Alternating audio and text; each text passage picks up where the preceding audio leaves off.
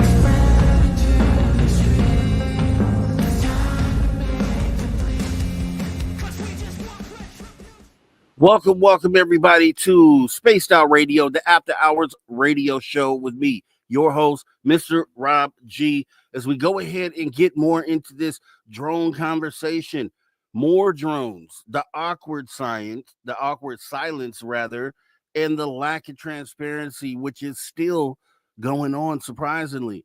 And we'll kind of dive into that and have a conversation. We have a new panel here tonight that'll be discussing this, and let me go ahead and jump into the email here, see who is come here first. According to Race Fan, shows it was Race Fan coming in with the gold, and let's see, we had Kitty Catty Whack with the silver, and Road Flare with the bronze. There we go. All right, getting this started. Definitely appreciate you guys coming on in. We also want to say what's up to Roger Murray. Say December 14th, 1995, first episode of Bob Lazar Radio.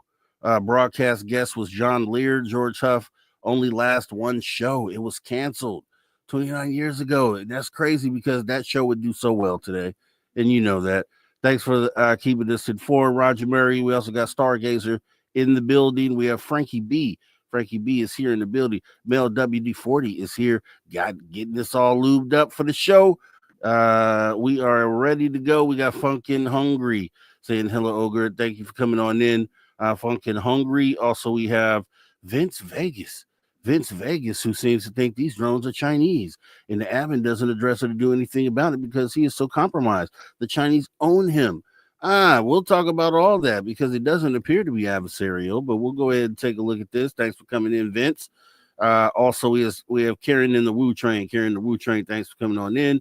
Thanks for showing on up. And let's see, who else do we have? We have Deanna Ann. Deanna Ann, thanks for coming in. Shred Flintstones. I like that. Thanks for coming on in. Hillbilly Herb, thanks for showing up. Lars Jansen. Appreciate you. Aloha, Dave. Buenas noches a todo de Mexico. Keeping us bilingual. Aloha, Dave. Thanks for coming on in. My guy T-Bone is in the building. Thanks for coming in. Operation Shutdown. Mr. Rob G is going to get to the bottom of this drone phenomenon. We're going to talk about it, and we're going to hash it out. We're going to try to figure this thing out. Cody Island, thanks for coming on in. Eternity Eternal in the building. Thanks for showing up. Paul DeMond saying, what's up? Race Fan has it, no politics, no religion. We're not doing that here tonight, and we never do that here because that's the rules. We just don't do that here. Who else do we have? Christine Lynn. Who else do we have? Jim White, James White, Santee, Dakota Nation. Thanks for coming on in. Johnny Tex, I see you out there. Thanks for coming on in. And we are gonna, Dr. Sammy Munchkin. Appreciate showing on up. We are getting ready for the show. We're gonna go ahead and jump right up in this thing. Magneticus, I see you as well. Here we go. For the podcast side. Welcome to Spaced Out Radio, the After Hours Radio Show with me, your host, Mr. Rob G. Fantastic show tonight. We're going to talk more drones for hours 1 and 2, and Drew Banky with a wrap-up, hours 3 with Steve Stockton. Here we go.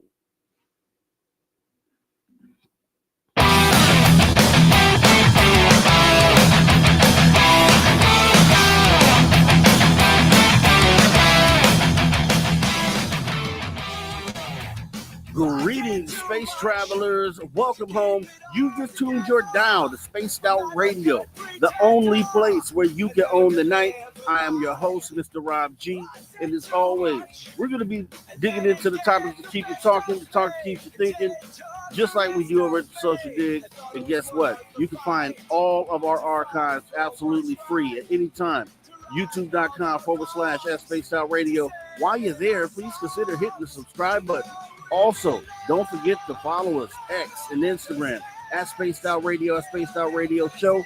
Our website is spacedoutradio.com, where the options are endless. You can stay up to date with the SWR Newswire, get yourself some official Spaced Out swag, plus you can rock out to the man you hear right there, Ron Bumblefoot, and oh, so much more. Like I said, we're going to go ahead and get into some drone talk, more drones, the awkward silence, lack of transparency. We had a panel last week, awesome panel.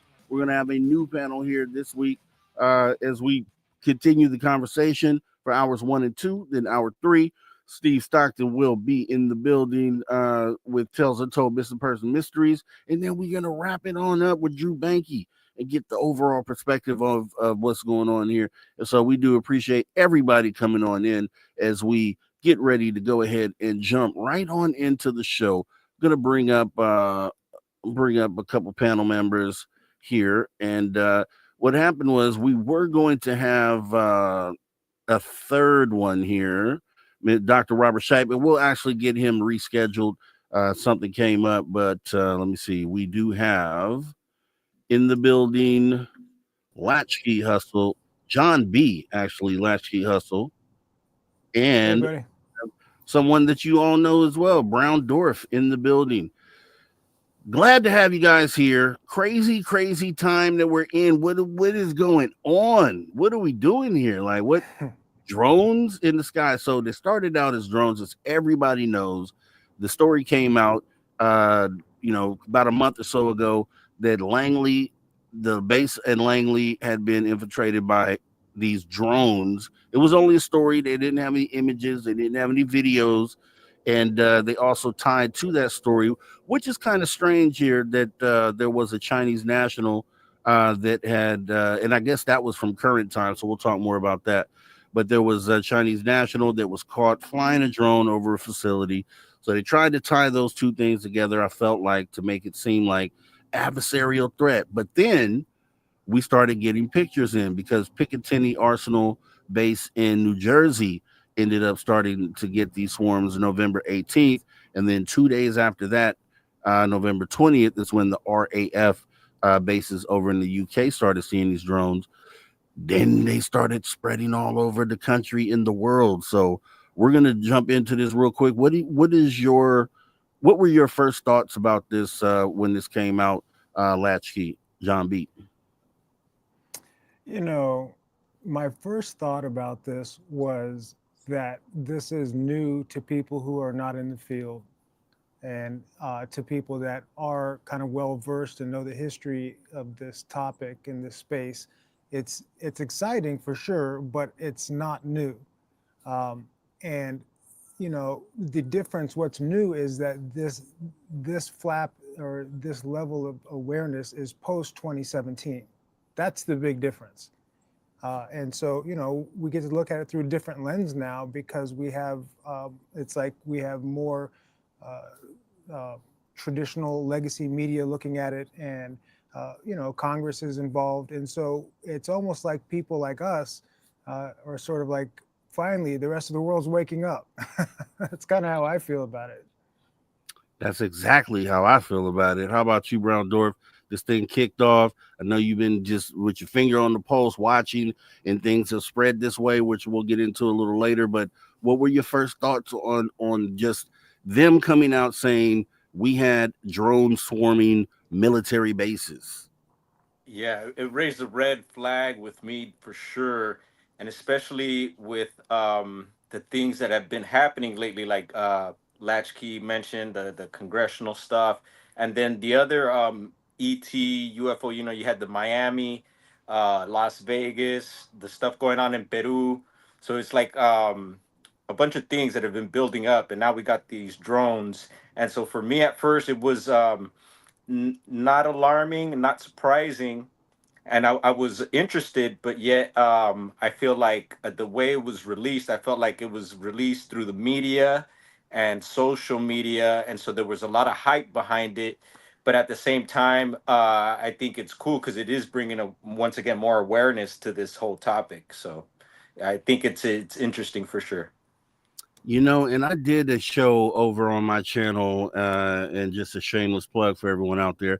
I do have a show called The Definitive UFO News Show with Mr. Rob G. So I want to make sure that everybody goes on over there and supports, because we are reporting all the latest information over there. But I'm going to kind of get into some of the things that I ended up covering over there, because I think there's when you sit back and look at it, on the face of it, we have something that is happening that is unprecedented, where you have our government, sitting here daily, day after day after day, regardless on who puts the pressure on them. There's still this awkward silence. There's still like some underlying thing that they won't admit. They won't admit. I mean, they're saying they don't know, but we know, being here in ufology and these previous congressional hearings that we had on UFOs and UAP, we know that it feels the same. It feels like the same sort of energy on, okay, yeah, we see those things too. We're just not sure what they are. And we're kind of going down that same road. What is your opinion on that, Brown Dwarf? I mean, do you feel the same way? Do you feel the same sort of energy between both subjects? Yeah, I do, and I think they spoke on it yesterday on the show. Um, it was brought up, and I've been hearing a lot more people mention that, yeah, that these things pose no threat. So how is that possible that they don't know what these things are, but yet we're supposed to be okay and I guess not question or not be alarmed by what's happening, and I find that very odd.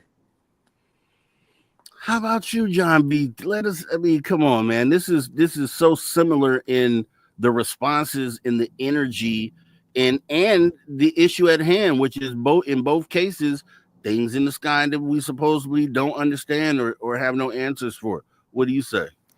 It's a funny thing, because I've had a fair number of conversations recently, like we all have with people, and I was telling a friend of mine the other day, because he was basically saying, like, look, the government is saying don't worry about it, you need to like chill out.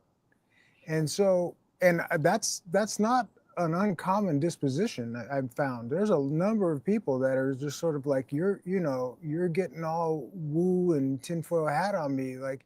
And so I tell my friend, I said, listen, if your lady came in and said, hey, or if my lady came in to me and said, hey, there's a dude in our kitchen and I don't know who he is, you need to go handle that. And I went out to the kitchen and I saw some dude in there. And then I came back and I said to my lady, I don't know who he is. I don't know how he got in. Don't know what he's doing. But, there's no threat. So don't worry about it. That would not fly in my house. I don't know about anybody else, but that would be like, nope, sorry. And that's basically what's happening. That's how I see it. It's like, how are we supposed to accept that there's no threat when, on the other hand, you're saying we don't know what it is? It doesn't make sense. So what you end up saying is, okay, well, we're either being lied to or our government's incompetent. Now, and here's, yeah, go ahead, finish. No. I mean, to me, that's where the conversation leads logically, and then it's the lesser of two evils. Do you want a government that's lying to you, maybe for the greater good, or a government that can't control its airspace and it's a big paper tiger that's not as capable as we all thought? I mean, neither of them are good. And I'll say this: it is, standing on this side. I mean, truthfully, I still try to stay in the middle of the road, even on this. And we'll see as we go through the conversation how just using logic, having an open mind, using logic, and we'll kind of break down the things that we're experiencing and give you some plausible answers to maybe what's going on, and then also allowing you to mark out some of the other things. But I kind of feel for the people who have that perspective, that it's totally the government. The thing is that they're pretty much not left with any other options but to also speculate on their own and use what they think is the best thought process to think through this. And for them, it comes back to government. And then there's a portion of those people obviously that deep down don't believe that UFOs are a thing too. So you're going to get some of those as well. So their answer is just going to be, there's no way in the world that it's UFO. So it has to be, something prosaic and something human made. But we're going to go down, a path that I think that might kind of open your eyes to what's going on, because you yourself, John, you have on your channel, you have captured these dragon UAPs, right? These dragon UFOs. And I kind of want to start talking about that a little bit. And then because it does point to there being other weird things in the sky that the government still will not explain. So let's go ahead and talk about a little bit about that real quick. Yeah, well, I've mentioned the Dragon UFOs, and Dr. Robert Shipe with Custodian File seems to have sort of made those famous. And he sort of found those, and it's caused a lot of people to start looking, and including me. And once I started looking at those, I started seeing all these other things. And it's not that I'm not fascinated by the dragons, but I sort of moved past it because I started capturing these other things that are so equally anomalous. But and so I don't know if it's one of those things where my mind, my intention, or my open-mindedness sort of allowed for me to see more, or they say the phenomena looks back at you once you start looking at it. All of those things, I don't really know. And frankly, I don't try to know. What I do know is that this is all above my head, and so I take with gratitude and humility what's given to me. And in this space, it's allowed me to capture things and have experiences that, frankly, they're not all awesome. People like to think like, oh, I would love to see one of these, and I'd like to, have this and that. But, the reality is sometimes I have experiences that I feel they're a little unnerving, really, and then I end up kind of struggling with it. So anyway, I mean, I don't want to get down that rabbit hole, but more to your question, what I found out this year primarily, I mean, I've always seen things and stuff, but what I've seen that with consistency is that our airspace is not ours. And I've been saying that for months, way before this flap started. I've been saying the airspace is not ours. Our aviators should be advised that they're going up there. And I even equated it to like Michael Phelps swimming in the ocean. Yeah, he's a great swimmer for a human, but if you put him up next to a yellowfin tuna and a mako shark, Michael Phelps doesn't look very fast or normal in the water. He clearly doesn't belong there, actually. And I feel like that's what we are with our jet fuel and our metal cylinders up there compared to everything else that's up there. We're in somebody else's airspace. Yes, because the sky connects to the upper atmosphere, which connects to space, which goes to the whole other end of the universe. So I mean, who in their right mind thinks that anything above where we stand we control or is ours? So with that being said, Brown Dwarf, come on, man, we got things in the sky. The sky is not classified, right? So how is it that they feel like they can put something like this or keep this bottled up? Um, I'm not sure. I think whatever it is they're doing, it's bottling up or whatever. It's coming out. It's seeping out, and it has been seeping out. But yeah, referring actually to the question you asked Latch about the dragons, and Latch I think started naming them fast movers. So we go between those two names. There's no actual real name. Robert calls them the dragons, but. Speaking of drones and everything, I think one of Robert's theories is that these objects, because I capture them too. And like Latch, I feel like yeah, I've kind of moved on because there is a bunch of other stuff happening, and but there's a theory that these things may actually be some sort of drone, most likely ET because they're so fast and everything. Um, and so that comes up again that these things could possibly be monitoring objects above a certain level of the sky. It could be anything from birds to, balloons floating. And so yeah, I think there's something happening with these objects. If they're not bugs, maybe there's some sort of new bug we discovered, or I'm not sure, but um I feel like, yeah, with us putting out our little videos here and sharing information and everything is once again bringing the awareness. And I think with more of the awareness, then I think more information on their end, meaning government or whoever else, private agencies, um, tend to give us a little more also because they can't, like I said, the stuff is seeping out, so they can't put the toothpaste back in the container there. So that's how I feel about that.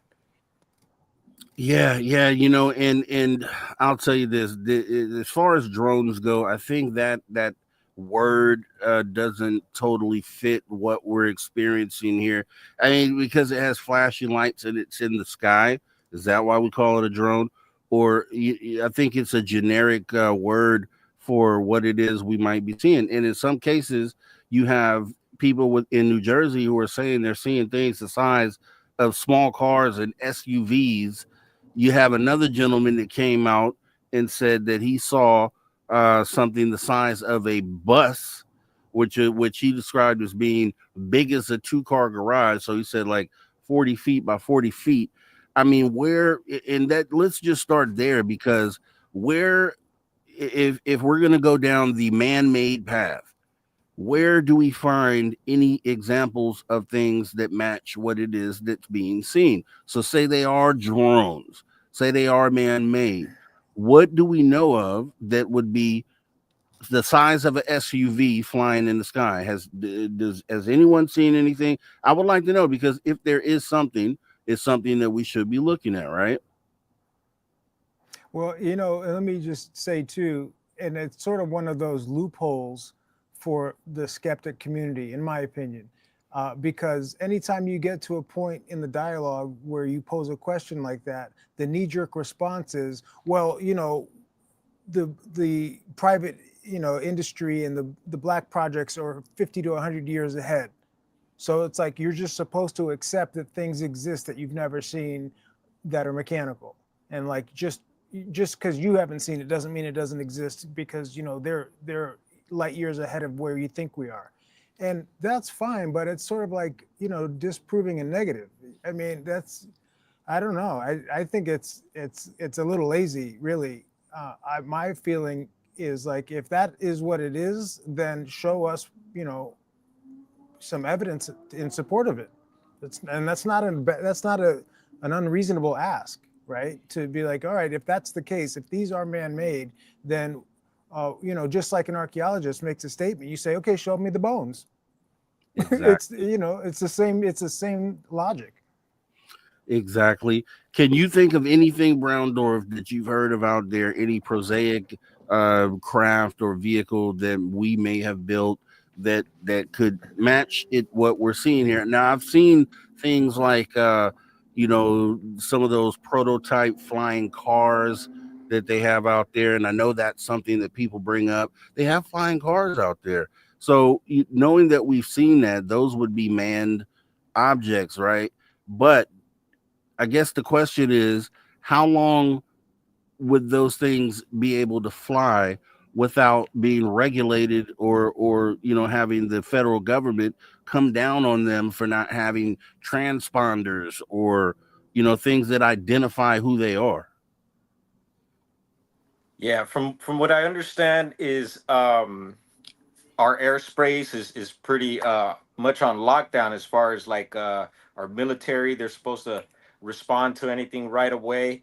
And and going back to like seeing different types of drones, actually a lot of the stuff that I capture is outside of our shop. We have a shop in LA, and I noticed there's some captures that I've gotten that were actually possibly drones, and I figured civilian drones, and some of them were very typical, like a typical civilian drone, right? But there were some drones that were a bigger size, and there were certain days that I would notice these drones, and I figured it was maybe a friend of mine who also had a drone. But come to find out, down the way from our shop, there's a place that actually makes drones. I heard they were telling me that they actually make drones for law enforcement. And I remember seeing one day a really big drone, more a bigger one than normal, and I figured it was maybe law enforcement because there is a lot of police activity around the area. But I'm thinking now that it is maybe this place, and so I would like to go there and maybe ask a few questions and stuff that all this is going on. But yeah, I don't know. I just feel like some of these objects that are real UFOs could also be mimicking a lot of the stuff that we're used to. So I believe that they could mimic possibly drones, for example, and even aircraft, certain aircraft. And so yeah, the question comes up again. What could these things be?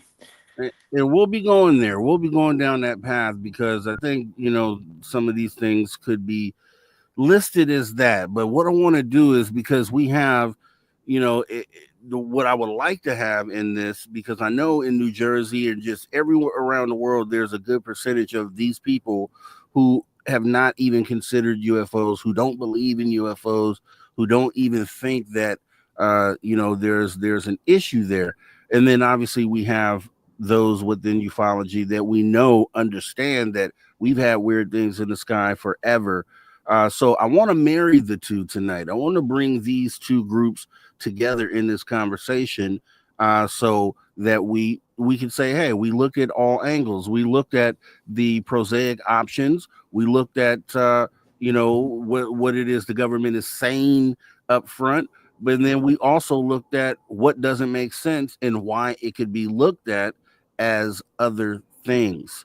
So we're going to end up taking that trip here tonight. And just so you know, and I don't think it's anything, but I'll go ahead and say this. Before I came in today, as I'm walking into the office, because my studio is away from home. So I walked into the office. As I'm about to unlock the door, turn off the alarm, I hear a commotion down the street. And I can see straight down the street from where I'm coming in the door, and I can see a police car over there, and I see a few people, and I'm like, what's going on? Okay, someone must be getting arrested. However, what I did when I looked a little to the right, left, there's a drone sitting right there in the sky. So I don't know what's going on there. I did take video, which we may be able to show a little bit later. But what we're going to do is take our first break of the night. You guys don't go anywhere as we look into why there are more drones, why the awkward silence, why the lack of transparency. We're going to look into all that and more right here on the Spaced Out Radio After Hours Radio Show. You guys don't go anywhere. It's about to get spicy.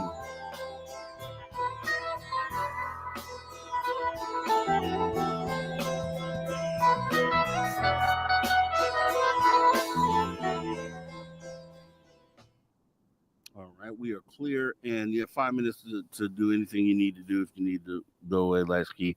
But we do have our other panel member coming in here. If I could bring him in, let's see. I have to do it like this. Okay, here we go. How you doing, Midwest Night Watchers? Jiro, how you doing? Good. How are you? Doing Glad good. to meet you. Not glad to meet you as well. We're getting right into the conversation. I'm going to go ahead and bring everybody back up here. It's weird. Okay.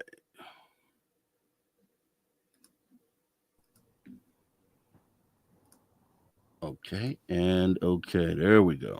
All right. Okay, yeah, so we're just on a break right now. We'll be coming back in about 4 minutes. Everyone on YouTube can still see and hear us right now. And did you hear what we were talking about there, Gerald? No, actually, I was on another show talking about drones, and so that's why I'm late. Okay, we're just getting into it. We're just All right. what we're really doing right now is because, like I was just stating, is that in this conversation we have people all over the world. Some of them don't believe that this is UFOs at all and never have believed in this. Then you have a group, obviously, like us, that know that there are weird things in the sky.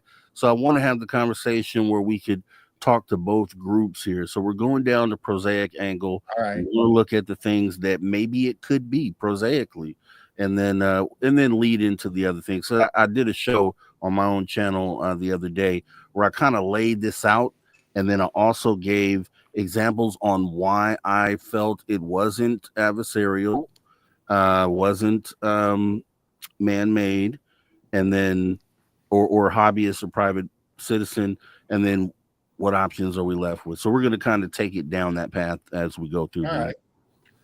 Great. So yeah, definitely nice to meet you for sure. This is going to be awesome. I've heard you talk on Brown Dwarf Show, so I know you're totally into this, and this should be awesome. Yeah, it sounds like fun. Yes, it will be. Let me go ahead and Hi, Latchkey. Hey, Gerald. Good to meet you. Good to meet you. All right, we have in the audience, we have Patrick. Oh, and just so you know, we'll be taking a break every 30 minutes, 5-minute break. If you see me throw my finger up like that, that means we're coming up to a break. And if like you're in the middle of a sentence, kind of just try to wrap it up real quick. And yeah, that's about it. That's about it. Pat Noble, I see you out there. Thanks for coming on in.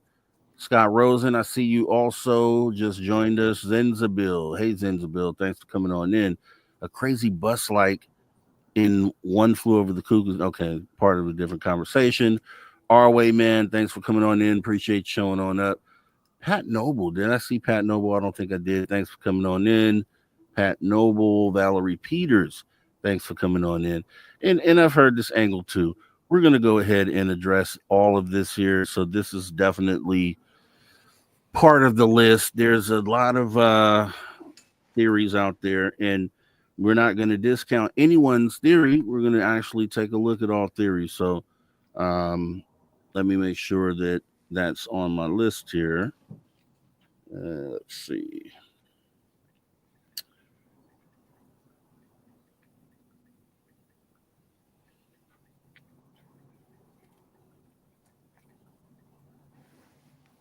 Okay.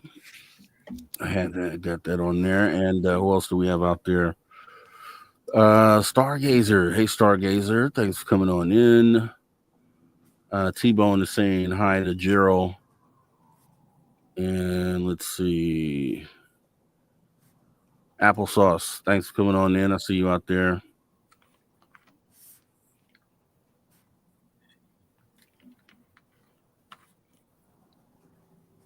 All right, we got about a minute left before we come back.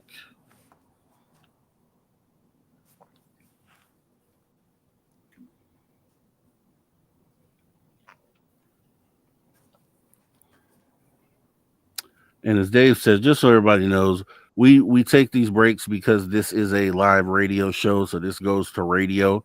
And during this time is where they play their commercials and things of that nature. So the reason why we take these breaks every 30 minutes, FYI. It's like a TV timeout for sports. Thank you. Yep.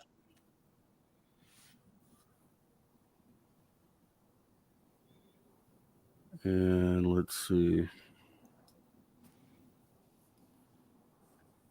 So I caught your 2 lives today, Latchkey. Very interesting. Right? 10 seconds. All right.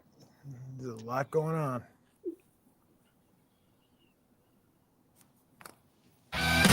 All right, everybody, welcome back to Spaced Out Radio, the After Hours radio show with me, your host, Mr. Rob G.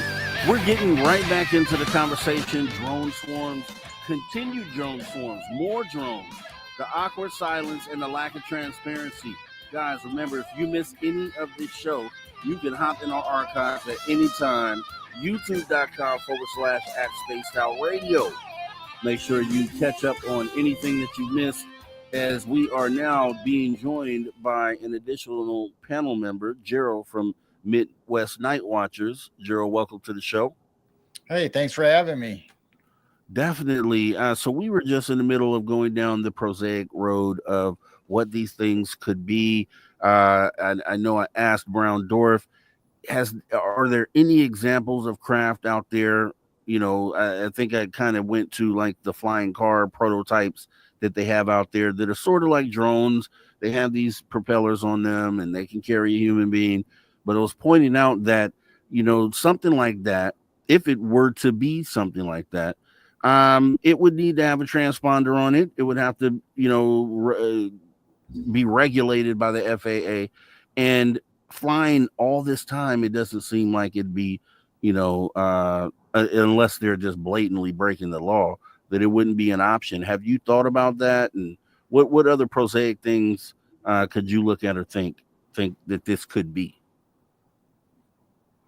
I think if it's some kind of drone technology that a private industry is doing, they would have a limited airspace to test it, so it wouldn't be flying from the ocean over the cities and all that. They would have a certain area that they would have to test from, because obviously they haven't gone live, and it's not like it's an Amazon or Walmart delivery system.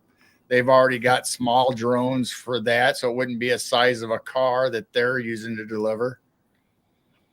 I'm looking at more military style. It's a larger drone, and most people, like private citizens, don't necessarily have anything that big that I would think of. So it would have to be somebody that has a big bankroll, and that just leads me right to the military.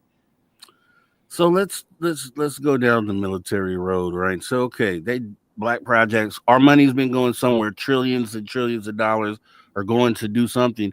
Now leave it up to some people. They say that the money is going to reverse engineering things that we may have captured, or building the latest and greatest war machine. I don't see that in any of this. I don't see the latest and greatest war machine in these drones, especially at the size. For me, I feel like what would be, if more of the threat for me would be some of the smaller ones, the ones that could literally go undetected. It would make more sense strategically that would be something. Otherwise, you have, if it's going to be huge, then you have jets already. You have bombers, right? Bombers. So why wouldn't it? Just doesn't line up for me.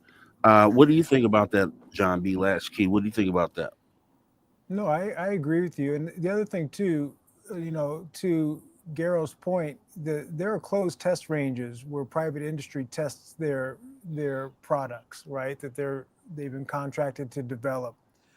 And the other thing too is, so just as a general proposition, we don't test over civilian airspace. And you know, there's like a set and setting component. So like you have to look at the timing of it. If you can't just look at this in a vacuum. You have to look at this within the context of what's going on in the Middle East and in Europe, and say, okay, well, of all times to start testing something out, is it appropriate? Would it be reasonable or smart to do it now when the planet is already on edge? It doesn't make a ton of sense when you look at it within the context of what's going on a worldwide scale. in my view. I mean, it's just if it is what's going on, then number one, it's terrible timing, and also, these are all no bid contracts that we're talking about with these private industry companies. They didn't bid and get these black project contracts to get this money. They got it without anybody knowing. But one way to get a contract yanked from you is to start misbehaving and getting on the map and getting stuff recorded by the citizenry and posted to TikTok and YouTube. And that's exactly what's happening right now. So from my 2 cents, I would say if it were, the defense industry bringing out some of its toys, it's very irresponsible, and it's going to be very costly to them because they're not going to be allowed to continue. It's going to cost them a contract, in other words. Brown Dwarf, the military aspect, black project aspect, where if you were putting your skeptic hat on, how would you view the option for the military to actually be the ones behind this or involved in what's going on? Yeah.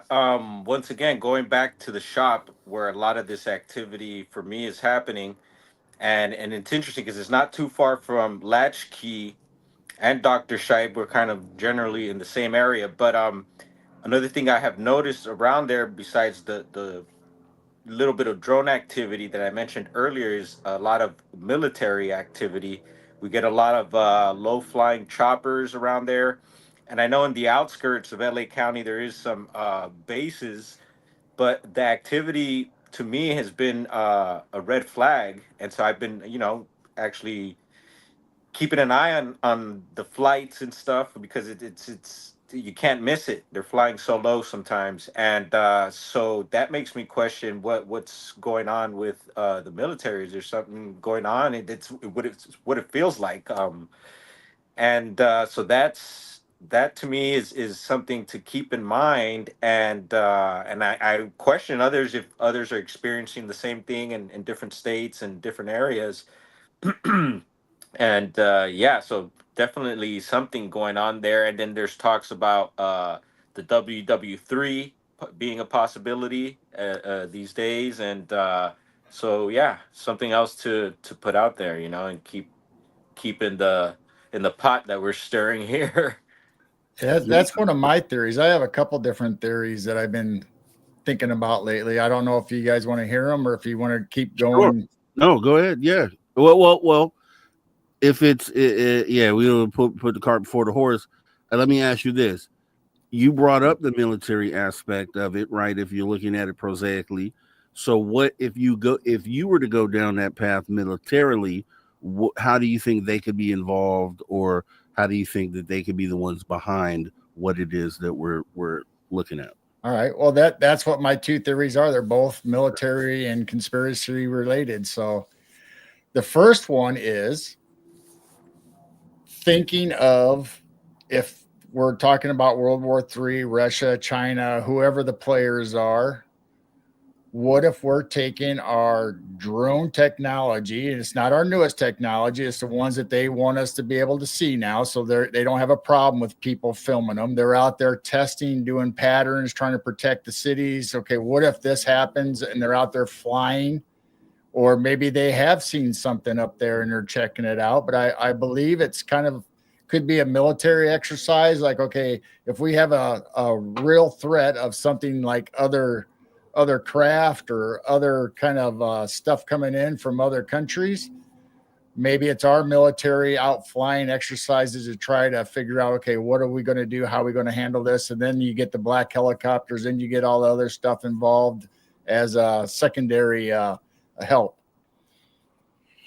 Yeah, and I could see that, especially if you're in a world, like I said earlier, there are a lot of people who don't even consider UFOs, so that would totally make sense and fit a narrative right there. But when you have, as one of the viewers put it in the chat earlier, and actually I was going to bring up, was you have theories because the government officials are saying they don't know what these are and they don't know what to do.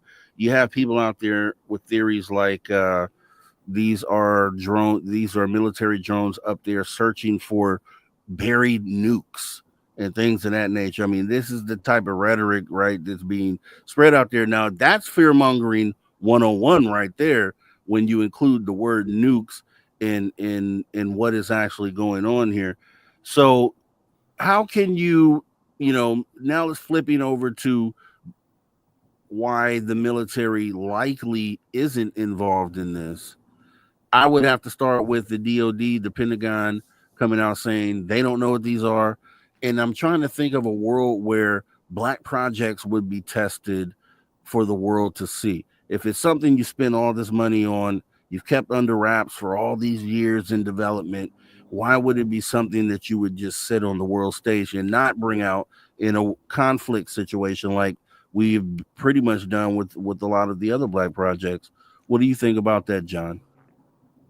Yeah, I think you're right because you develop and develop and develop, and then you deploy, and then you adjust on the fly. But there is no middle ground where you go and test it on your own citizens. That's just not a thing, and it doesn't mean it can't be a thing. It just there's no history of that, I guess, is what I'm saying. I mean, I guess you could look at Bikini Atoll and say, well, we tested our atomic bombs in New Mexico, and I mean, I think it's just a bit of a stretch, really, and it just feels. I mean, I can't recall a time when so many of government officials, primarily on the local and state levels, are coming out and publicly saying, I can't believe we don't know what is going on. I mean, maybe it's happened before, but it's very powerful, and it's an indictment of our government by our government. It's just the cat's out the bag, right? Because I don't see anything that it's doing that these things are doing. If we consider these to be military, I don't see anything that they're showing or doing that isn't anything like that, like they're saying. Essentially, there's no threat there. So I don't see anything where it's like, whoa, okay, that's doing something really cool. We have drones that scan and do things already. So it's like, I just don't see any, if this were to be, hey, this is our new project, it's just like, wow, okay, well, what is it? It's big, but besides that, what else is it doing? Now, with that being said, there are reports that have, it's been spreading now. I wrote down some states here. It started in New Jersey, now in New York, Pennsylvania. Looks like Virginia now has had some of these. Connecticut, Tennessee, Oregon, California, and then Colorado. Now, and Chicago, we've had them the last couple nights. Oh, in Chicago too? Okay. Yep. So with that being said, I could see, if we're talking military or we're talking even have people who think adversarial off the ocean, right? Which we'll go into why I don't think that's a thing. But if they were coming in, which they've been reported to be coming in off the ocean, if they show up in Colorado, then there would be drone sightings in every state leading. If they're flying just straight path to where their destination is, they have to cross so many states to get to enter America, in Chicago's and Tennessee's and Colorado. So it just doesn't make sense. Are these things just showing up there? Because they still haven't said that these things actually, originate from a point or go back to a destination. What do you think about that, Browndorf? Yeah, that's a good point. And another thing that I've been hearing, we've all been hearing a whole lot, and who knows if what's true or not, but that some of these drones have been up in the air over 70 minutes, and I don't know what, I'm sure depending on the type of drone, some stay up longer or not. I've also heard, yeah, that they were coming out of the ocean. And but there's been other objects, and I don't know if it's the same drones, but I've seen these blue orbs, these blue or white type orbs that have also been coming up with these drones. And so the question comes up, like, yeah, what's what? And yeah, what's really going on? Is it a mixture of stuff? Yeah, I'm just a little confused, but at the same time, I feel like, yeah, it's just mainstream, and yeah, it's weird. That was one of the other things Well, I was going to mention is if these orbs or other thing are flying into our airspace, maybe it is our military drones chasing that, and everybody else is saying, "Hey, look at the lights," and it's our drones from the military that they're seeing, saying they're ETs, but they're actually following something that they're trying to check out.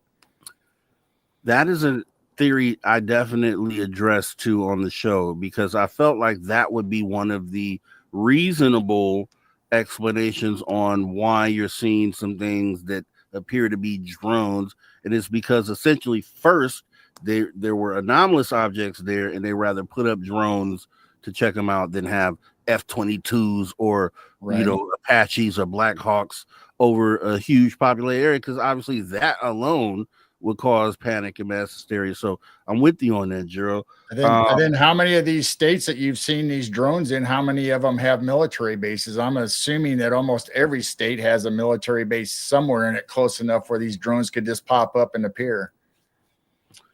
Yeah. And the other thing, I'm sorry, I was just going to say on that same point, the other thing too is if there are anomalous, objects or entities or whatever you want to call them, if there are things in the sky up there and they're not from our government and who knows what they are, our government could just flood the scene to dilute the sky. So, we look up and we see craft and drones and lights and things that are mechanical, and like you write it off once you see that, but it could just be to dilute the pool and confuse the message, because then the cynics and the skeptics get to go, no, we took pictures, we saw it was actually a drone, and you can put your tinfoil hat back on, and then everybody calms down again. So even if the government's not putting stuff up there to deal with them, they could just be putting them up there to just blur the situation. Right. Here's one thing. Here's one of the, this is where everything starts to break down, right? Because now you have government officials against government officials, and one hand knows something that the other doesn't know. And you would think at the level of government that you would have backdoor meetings or behind the scenes meetings, or just things to kind of not necessarily give the information if they're not classified, don't meet the classification to get it, but still be in a situation where they can say, hey, hey, just temper back, everything will be okay, just kind of wink wink sort of backroom talk. And it doesn't seem like any of that is happening. It seems like these governors and mayors of these states have absolutely no idea of what is going on, and then the government sits up there and rather not saying anything, they just say, we don't know what they are. And we know that they have technology to pinpoint what they are. And actually, I had some things that we'll go into in the next hour that kind of show that they do know what they are. So I'm going to and we'll talk about that in the second half, because I think there are things we could point to that says absolutely they know exactly what they are. Now, the concerning thing, the thing people should be looking at or concerned about, is the fact that it feels like the same thing that's happening with the UFO subject. These are two things that have recently happened. We just had a hearing, and you have the same sort of responses from the government saying, hey, we don't know anything about that, even though Congress is sitting here saying this person is saying there are these programs that we don't know anything about. And it seems like there's never really been any other thing I could think about that kind of mirrors each other in the way that these two things do. And I just don't think it's a coincidence that both of these things involve anomalous things in the sky, or things that can't be explained in the sky. So did you have anything on that, Jero? We have about 5 minutes left. Yeah, I mean, I can sit here and talk about how we've had the stealth bomber do missions, and secret flights across the U.S. and people have seen it and said, "Hey, what was that? It's something new." So, I mean, you can kind of correlate that with these drones if they are military, if they're ours. And then again, how many times has black organizations in the underbelly of the government done projects and not told congressmen or told the American people? I mean, so I could see where governors and states aren't involved because it's probably a need to know basis. And probably a lot of people inside our own government doesn't even know because it's a need to know basis and they don't have the clearance. Yeah, go ahead, John. You have something for that? Well, yeah, and to Garrow's point too, a lot of these reps, they're basically temporary employees, so they're not going to get read in on things when they're not going to be there in 2 years. I mean, you can tell who's the initiated and who's the uninitiated, right? I mean, these people that are kind of squawking the loudest are clearly out of the loop, and it's for a reason. And I feel like the powers that be are looking back going, now this is exactly why we don't tell guys like that stuff. Because they're running to the media, they're getting on social media, and they're trying to blow it up and they don't realize what's happening. So, I think that the control group, if you will, are the ones that are just kind of writing it out while the temporary government workers basically just kind of rattle their chains, and then they're just going to stop, and then they'll go back to status quo, I think. Yeah, how about you, Browndorf? Anything that you have to add to that? Yeah, I kind of agree. I believe a lot of things are compartmentalized, and so yeah, the need to know basis is just I would think that the ones on top actually know really what's going on, and yeah, maybe people in other levels just know so much. And it's been a long practice for a plausible denial that if you have people out in front of the press or the American people, you make sure they don't really know what's going on so they can't accidentally tell you a secret or divulge information, and they can honestly sit there and face you and say, I don't know. Yeah, or they can't get kidnapped and tortured and give up information. Yeah, there's historically, we're looking at them doing things very differently than they've done in the past, and it just doesn't make sense that they would all of a sudden shift the way that they conduct business when they have designated and what do you call that, where they eminent domained property all across the deserts and in the rural parts of the United States where they do testing on test projects. There's never been a time where they have sat in the middle of a populated city and put their stuff on display. And then when asked about, well, I guess it's never happened, but they're sitting in front of everyone just denying it. And I just don't see a world where they would sit and test it right in front of everyone when we're talking about need to know compartmentalization, but then you just display it for the world to see at the same time when it's something that you haven't brought out completely. The only wrinkle there, and I don't disagree with you, but the only time where it would make sense is if you're not testing the product, you're testing the people. So if they're trying to figure out how the populace is going to respond to an event, then the only way to test that is this way. Yeah, but couldn't you use something else except for the thing that you're working on secretly? Couldn't you use a whole different apparatus to test the public? We had the War of the Worlds. They did it with the radio broadcast, right? It's true. Yeah. Maybe these drones are old technology for them and they're ready just to release it and say, okay, we're done with this. We can let them see it. Okay, I can see that, and we'll and just to be fair to everybody, that's why we're taking this stand. So we're going to be back right after this break, and we're going to look at why some of this stuff might not be what it seems. You guys don't go anywhere. We're right here at the After Hours Radio Show. See you in about 5 minutes. That move the needle. You're listening to After Hours with Mr. Rob G. on the only place where you can own the night. Spaced Out Radio. Spaced Out Radio. You've tuned your dial to the right frequency.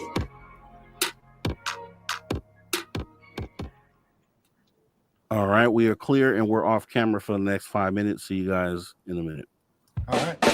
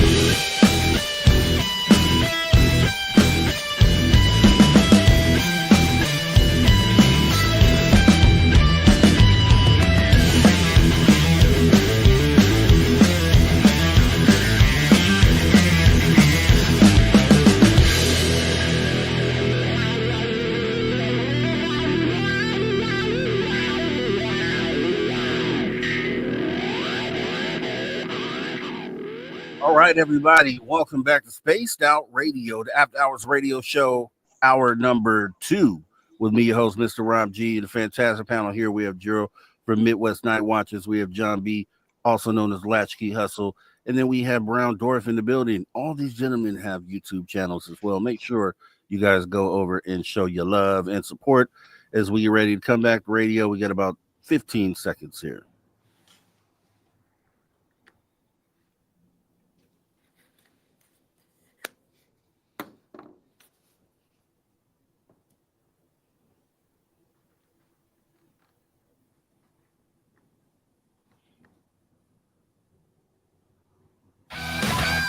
All right, everybody, welcome back to Spaced Out Radio after hour number 2 with me, your host, Mr. Rob G.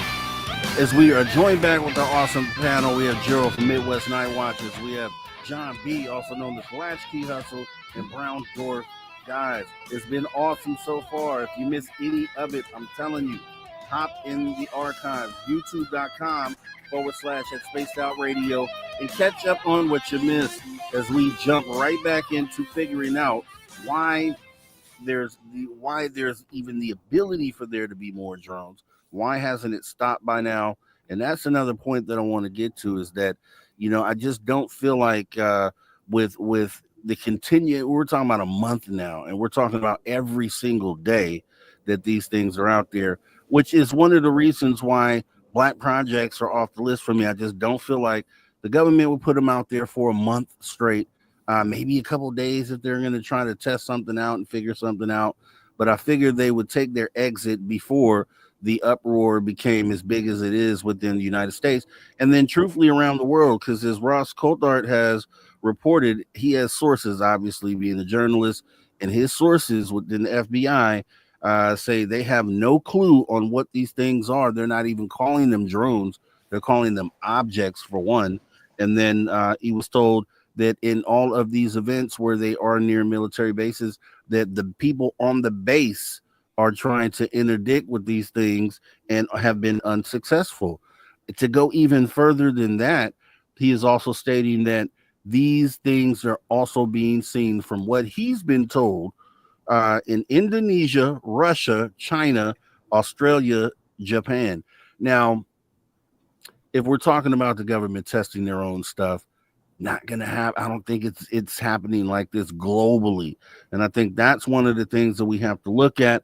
Also, in a conversation that Ross was having with Joe Khalil, who used to actually do local news where I used to live in Sacramento, but Joe Khalil said in the conversation that John Kirby, who you would think would know something, right, White House spokesperson, you think he would have some of the knowledge on this, but he states that these may be misidentifications and that these are conventional aircraft that were supposed to be in the air. But then you had Senator Andy Kim go to New Jersey and with some officers, said they saw the drones, they checked the flight tracker app, and none of these things were on the flight tracker app. So just a lot of weird stuff. And there's the divide in the country is, I don't think it's worth testing military or black projects or military equipment. You're literally about to send, most of the country on a situation where they're making up what this is, like nukes and all these other things. And I just don't think that is worth testing out a black project or seeing how people respond to that. So any of you can respond to that if you like. Well, maybe that's the plan at the beginning. Maybe not only to cover stuff up, like John has said, if there's orbs or some other kind of thing in our space and they're flooding the airspace with drones, or maybe they're testing out the U.S. population and maybe some other areas to see, okay, how would we handle something unidentified in our airspace? Or maybe they want to divide the U.S. Maybe they know some people are going to say aliens, some people are going to say military, and we're going to keep the division going in the U.S. I mean, that has been the game plan sometimes, I feel, from the government to begin with anyway, to keep us divided. There was a report a guy in New Jersey saw something that was 40 foot by 40 foot. Wow. That's huge. That is huge. And then he showed video of it, and it appeared to be like this glowing object. Now, we know this is what we do know. We know, aside from this current situation, that there are anomalous things that have been in the sky forever, and have just gone over military bases without worrying about how we felt about it. And some of those places are like the Battle of Los Angeles, where we had the craft come in off the ocean, kind of just sat there. They shot rounds at it, didn't affect it at all.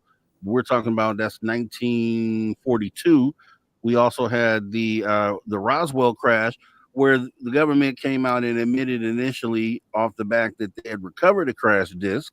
That was in 1947. This is all pre-drone, advanced capabilities from any nation out there. We had the UFOs that flew over DC as well. These are some of the things that I pointed to kind of show that this has been going on forever.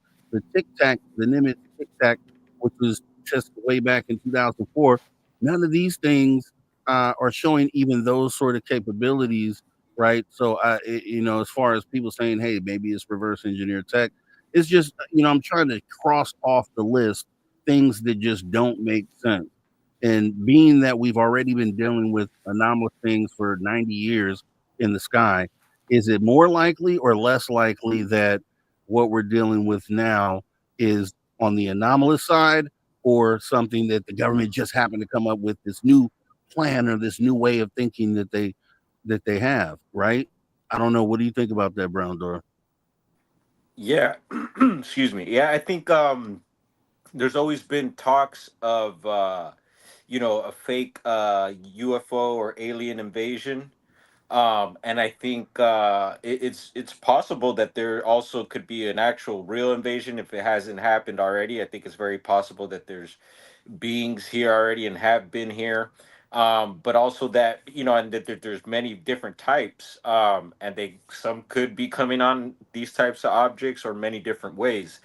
Um, but I feel also that if there is some sort of invasion of ETs, and it could be negative or positive, that the government would want to get the jump on the people, and maybe try to get a hold of the narrative, and keep the people, you know, kind of like they have us still now, and confused and all that, to try to prevent whatever may be coming to either enlighten us or to bring danger.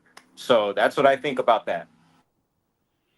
Anything you want to add to that, John B. Latchkey?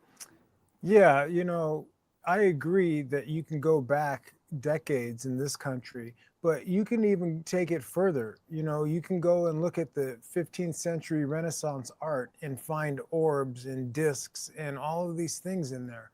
You can go to the Vedas and find the Vimanas. You can look at cave art and see things. You can look at the Nazca lines. There is, to use a Dave Scott word, there's a plethora of evidence, bountiful, for millennia. And so it feels like this is just the current iteration of the excuse for something that has been here for as long as we have. Yes. Anything you want to add to that, Gerald, before we move on? Well, I was just thinking as we're talking about this that we know as people that are boots on the ground, whether it's Dwarf, John, me, whoever, we know that this has been happening for a long time. And just like John said, I've done shows where we've talked about the art showing the UFOs and the objects in them. So what if this is a multifaceted plan? What if Eisenhower really did sign a contract and it's coming due, where the contract's going to end and the aliens are going to show themselves coming up in 2025 or whenever? So what if all this, the government doing their hearings, to kind of break it a little bit, but not really tell us anything? And then now we have the drone showing up to see how the people react to a mass event in the sky. And then after that, do we really have the event, or is that just kind of kind of leading up to it. Great. That's awesome that you bring that up, because I've felt the same way, because if and I've always said that if they did meet with the president back in the day, like they said, and it was likely and there was an agreement made, we likely have probably broken that many times over. That it was probably get rid of the nukes, or even if that even happened, because I don't want to say that it did. Right. We just think that it happened, right? But if there was an ultimatum or a timeline, yeah, it would run up at some point, and it could literally be why this is showing up now. Something that's funny that I wanted to bring up, not really funny, but it's like kind of weird that you had Cliff High come out, make that prediction for the drone war, or whatever it was that he said that would be 39 days after Donald Trump have interviewed with Joe Rogan. So I know that everyone has heard that. What do you think about that? Because at first I didn't think, I was like, nah, it didn't come true. But then I'm looking at it, and that's when I didn't think these things may have been some have some anomalous capabilities. I just thought, okay, these are drones that are trying to, make a story. Just so happens a week after the hearing, with Congress, with Lou Elizondo, that these things just showed up and these stories started coming out. So I felt like it was, just an obfuscation situation where they're just trying to say, hey, look, these are what these people have been seeing the whole time. And hey, they're going to bring one down. It's going to be just a quadcopter drone. And that's what I thought. But then when they start showing some of the anomalous stuff, it was after December 3rd. And I started looking back on that, was like, wait a minute. Did this guy actually, predict this thing that's happening now? Because it's still weird. There's still no explanation on why they haven't brought him down by this time. And what did you think about? Have you thought about that prediction being maybe playing into what's happening right now? Gerald. I mean, we could have drone wars. I mean, who knows? I mean, we have stuff. I mean, just like the Chinese weather balloon, it took forever for them to finally decide, okay, maybe we should handle this and shoot it down. Maybe we've had drones from other countries or whatever invade our airspace, and now that's why we're sending out our own drones. So I mean, it is the future war not going to be nukes but ran by drones? I mean, that's a possibility. Yeah, Elon Musk did tweet that back in September. Now, thing with that is that he did that in response to a drone show video where there was this epic drone show. They were like testing, breaking a Guinness record, I think, where they had 10,000 drones in the sky once doing this choreographed thing. Somebody posted that on Twitter, and then he replied to that post and said something about drone wars, because I think people have been putting that out, taking that out of context and making it seem like Elon Musk just decided to write drone wars untriggered, but it was in response to a drone show that somebody posted on social media. But not just the drone war aspect, because we see that playing out in the Ukraine right now. They're literally, just a drone war they're having at this moment. But it was more so the prediction was that it would be drones like humans versus extraterrestrials, essentially, is what he was predicting. And, is it technically kind of what we might be looking at? It seems kind of strange, being that there aren't any answers at all to what this is. And we know last time the government didn't have answers to what it was, we know that it was the extraterrestrial presence. So have you thought about that, John, as far as what that could be if that prediction is actually potentially come true? Hey, it's funny with the Cliff High prediction, because there's a couple things. First,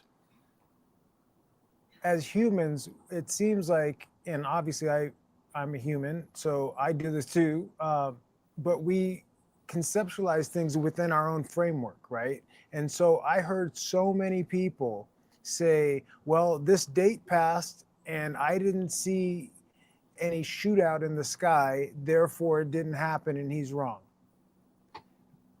Which is a pretty kind of narrow way to look at something. I mean, how do we know what that is supposed to look like? We're just taking what we see in the movies Really. Our subconscious is saying it's supposed to look like Independence Day, and it didn't. Therefore, it didn't happen. And that's a pretty unevolved, way to approach something. Um, that's my first thought. The other thing is that, do you guys remember when we had an actual spy drone, like in the Baltic or somewhere over there, and the Russian fighter jets came and poured gasoline on it Yes. in the air? And you know what? We saw that in 4K. We saw that footage from the drone. We saw that occurring because the government showed us. They had the footage. Yep. So, my thought about what might be going on up there is, number one, maybe it's happening and it just doesn't fit the model we expect. But also, there has to be footage, 4K footage from those Black Hawks and all the other military aircraft and drones up there, getting a bird's eye view on whatever else is up there, and yet we haven't seen anything.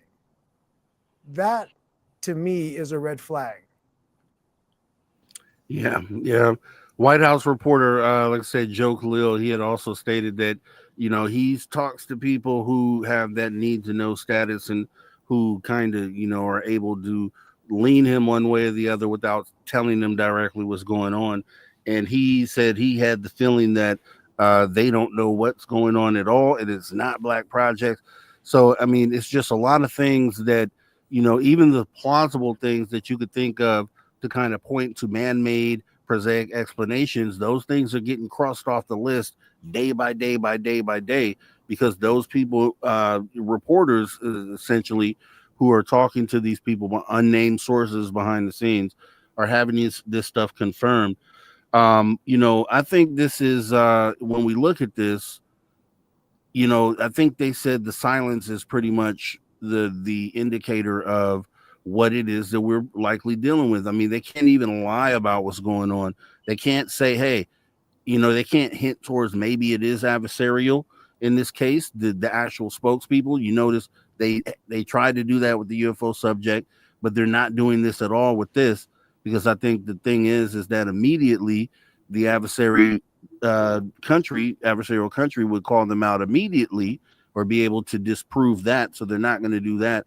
But they haven't even come up with a story or anything to try to, put the people at bay, or at least give the people something. Like, they haven't given anything, and their only answer is like when you catch a kid doing something and it's like, what are you doing? And they don't have an answer for you. And that's exactly what we're seeing here in this time after time after time after day after day after day after day.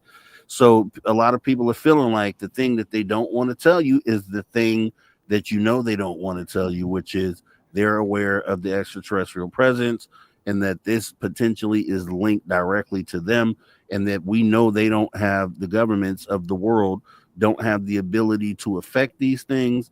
And it's just that moment where they're caught in the act, hand in the cookie jar, caught in the act, saying, hey, at this moment, I think the only thing they could do is have the president of the United States step up and do something, or say something, or somebody at that level to either say they're here or they're not, or whatever it is they're going to say. I don't know. I'm just rambling. But what do you think about that, Gerald? Well, it's funny because anytime the government does some kind of black op or some kind of thing to the American people or some other country, and everybody starts reporting on it, they don't apologize. They don't come out and admit it. They just keep going on their way, acting like nothing ever happened. Admission is the worst thing to do. I mean, they'd rather be called conspiracy theories out and saying you're crazy and stuff, other than admit to something that they actually did. And they've done that forever. I mean, look at how many times they've done experiments or done wars or secret missions, and then finally it comes out later, way down the road, and they still don't apologize for it. Can I jump in? Can Yeah, I go ahead, jump in John. there? Yeah, to Garrow's point, this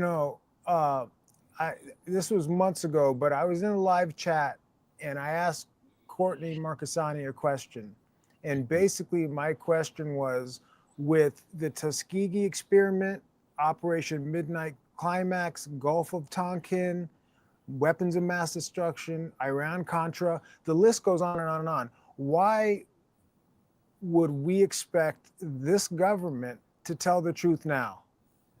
They have historically not told the truth. And to Garrow's point, even after a FOIA or a whistleblower or what have you, and the truth comes out, there isn't even a retroactive, yes, that was us, we misstepped, this is why we did it, we were wrong, we'll be better. None of that even happens. There's zero accountability. So part of me thinks, when I hear people wanting disclosure and hoping the government does this and that, and I look and I say, well, if you just go on the track record, you're going to be waiting for a long time, because this is not the history of this particular government. It's not how it behaves. Yeah. You know, some of the things I look at is the fact that they sent up helicopters over these things. Whenever anyone tries to get a good angle on one of these things, whether it's from the ground or in the sky, these things seem to be aware. Now, I don't see something that isn't attached to intelligence being able to do that. Something that doesn't have intelligence directly linked to the craft, whether that's, I don't know, the sense to feel someone looking at you, right? How does the craft have that? How does the craft have the ability to know this person's trying to look closer, so let me go ahead and black myself out, or let me go ahead and go over here? The behavior doesn't seem to be machine behavior in a lot of just AI machine behavior. So, there are just things that point towards this not being just a craft, or this just being a drone. The awareness piece just can't be explained. And the fact that these things aren't giving off any sort of heat signatures, according to some of the military people who are looking at this, and the people in the helicopters under these filters, they don't see any sort of feet or signatures that you would normally see with aircraft, drones, propellers. You would have heat, period, and they're not seeing this. And unless we have discovered some totally new way, to power or propel an object, which I think is a lot to ask in this moment. I think it's a lot to put all your eggs in that basket and say that the military has just discovered all this stuff. They're also doing things differently this time. They're and then go down that list and think that all those things are plausible, when it's more likely that the things that do make sense is that they're doing the same thing as far as they do with the UFO subject. These things are anomalous because they're doing anomalous sort of things. I think it leans more on that side, and we're going to talk about more on why that's the case, because we got about 2 minutes left before we actually get to the last half of this hour. And does anyone want to go ahead and close it out? We got about a minute left. I got one thing to say is, my good friend Jim Goodall has said many times on our show and other things that he was told that we have had technology 50 years or older that we could have sent ET back home. So if we're reverse engineering UFOs or any kind of objects that we found, I would assume the government would have some kind of cloaking and also the way to mechanically, like Bionesis mechanicals. So maybe they can cloak out, maybe they can sense you, maybe the government has that technology, but we just don't know about it. And I'm glad you said that, because I also, last time I interviewed Jim Goodall, I brought that quote, because he does say that on a lot of different shows. And I said, Ben Rich said we have the tech to take ET home. I said, that doesn't necessarily say that we built that tech, because these contractors also are where these craft are being held as they are trying to reverse engineer. So a statement like we have the tech to take ET home could mean that we have retrieved from these extraterrestrials the ability to take ET home, but not necessarily does it mean that we have actually reverse engineered. And I think that's where people kind of, miss where it could go either way. But we're going to go ahead and take this break. We have about 30 minutes left in this show. It's getting great. Like I said, it was going to be spicy. We're trying to get to the bottom of this Drones across the world. Whose are they? Why are we allowing them to still stay up in the air? We're going to talk about that more right after this break. Don't go anywhere.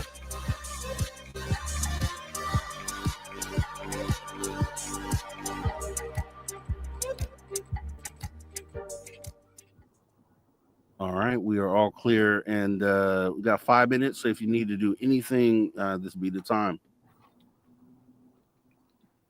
Okay.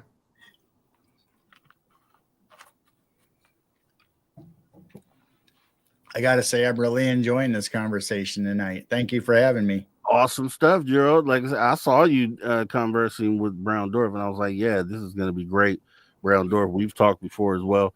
John Lasky, we've also talked. I knew this was going to be the panel. It would have been great if we had Dr. Shipe here, but it's okay. He's rescheduling, and we'll do this again with Dr. Shipe, in another day. Yeah, I think this is quite of a starlight, man. Here, it's exciting. We've been talking about getting us together here, and then it just happened, and we're all here. It's like, whoa! I can't believe it. I'm super stoked. Yeah. We had an epic panel last week as well in Science. Bob, Dave Scott, Drew Banke, Josh Rutledge had a great conversation last week, and I think we'll have a great one this week. And if this thing continues, we're just going to have another panel next week because, what I do notice is, and I do know, and the reason why we're even doing all this is there's people that are looking for answers, and they're not getting the answers from the people they should be getting them from. So it's like it's our service, truthfully, it's our duty to try to have this conversation on behalf of those people. Because I don't know how I'd feel, trying to go to sleep with these things flying over my house and not knowing what in the world they are. It's true to form. I mean, we probably never will know the exact truth or the truth of the matter, just like everything we've been talking about. And it's up to people like all of us that are on this panel with boots on the ground and experiencers and people telling us their stories and what they've seen, what they videotaped. That's where it comes. It's not, it's more exposure than anything. I mean, that's what we need is exposure. Yes, sir. And let me see if this will come up. Oh, man. I thought I had the video. Let me show this though here. Because we're on break. Gerald, do you have any military experience? No, it's just my whole family's throughout generations, and even my nephews, and my dad was in World War II. So there's always military people in our family. But as far as me, I've never served. Got it. I'm sort of the same way. I was born in Germany because my dad was in the European theater during Vietnam. And I have a lot of relatives that are military, a couple special operators, and but not me. The reason I asked though is because, and I haven't researched it and looked it up really, but over the last day or so, I've been wondering how come NORAD is not in anybody's. I haven't heard anybody talking about NORAD and where their liability, or rather responsibility, lies in this situation, when my understanding was traditionally that they were the kind of the first front in terms of the North American air defense. Right. But I haven't, I'm surprised that the FBI is on the hot seat more than NORAD, because I feel like that is their lane. But I don't know why it's not a thing. It does. I mean, or I'm just not hearing the right conversations, and they are being taken to task. And that conversation might be behind closed door and a need to know basis. I mean, they're not going to publicly say anything that our government doesn't want them to say. Yeah, very true. I mean, they might be reporting it, and we might, like you said, we might have 4K definition video of it, but they're not going to release that to the public either. They're going to show us some grainy Tic Tac video and say, okay, this is what we thought it was or what it was. Right. Yeah, we got a few minutes here. Let's see, we got about a minute, 1 minute. see.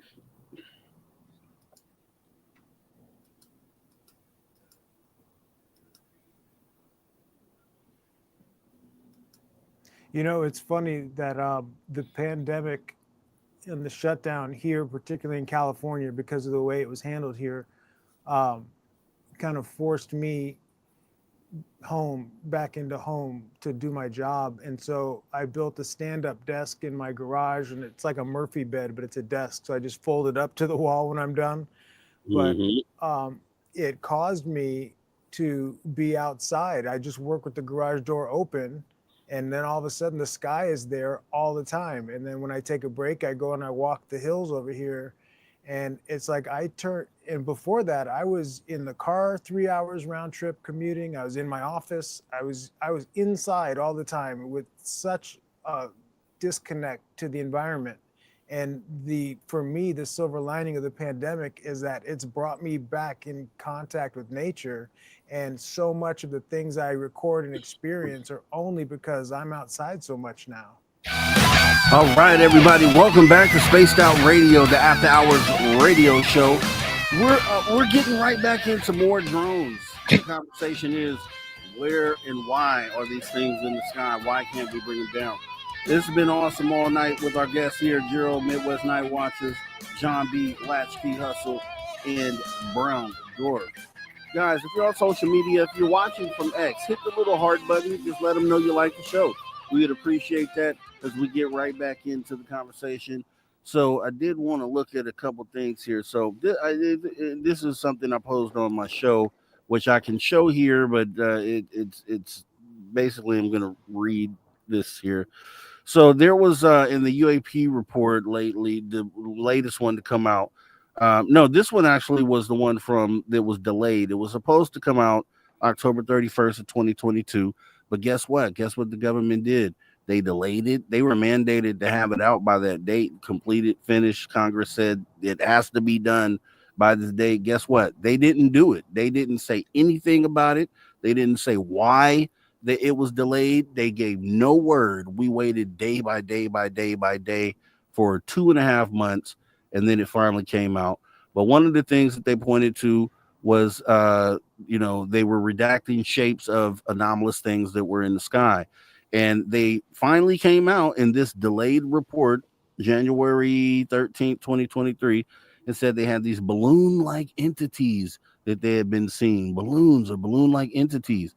And then guess what? 2 or 3 weeks right after they did that, we had Chinese spy balloon. We had the spy balloon. If you guys all remember the spy balloon, we had that. And all of a sudden they acted like, hey, we're just discovering these things. Our radars needed to be recalibrated, and they weren't. And now that we do, now we see them all the time. And then this is what I said on my show, actually, and I thought this was pretty excellent, is that after we watched it traverse across the entire United States, on the news, it was like the balloon boy of 2023. And we finally, epically, worldwide TV, we went ahead and we blew this thing out of the sky. Spy effort demolished, done. And now, hey guys, there's these things in the sky that are gathering data on our country. And I think what's happening now is they're trying to spin that whole fear narrative of something that we actually already knew the whole time. Because as I pointed out, spy balloons have been used since 1944 and have been used consistently since then. It was nothing new. And it's a game that the government is playing with the people who are gullible enough to sit back and believe that they have all these capabilities and are controlling the narrative in that way. So when they sit in front of you, and I'm talking to the people in New Jersey, because they are trying to find out answers, and they're sitting in front of their governments, and the FBI sits there and says in a hearing that they have no clue on what's going on. Well, this is something that I found and I wanted to point out, and I thought was pretty important to the conversation, which was this piece right here, which is a part of, this is the most recent UAP report, but this was out of that. So said Arrow received a total of 18 reports from the Administrator of Nuclear Security and Chairman of the Nuclear Regulatory Commission regarding incidents near U.S. nuclear infrastructure, weapons, and launch sites. The Administrator for Nuclear Security and Chairman of the Nuclear Regulatory Commission categorized all of these incidents as UAS, which is, the term they're using for these right now.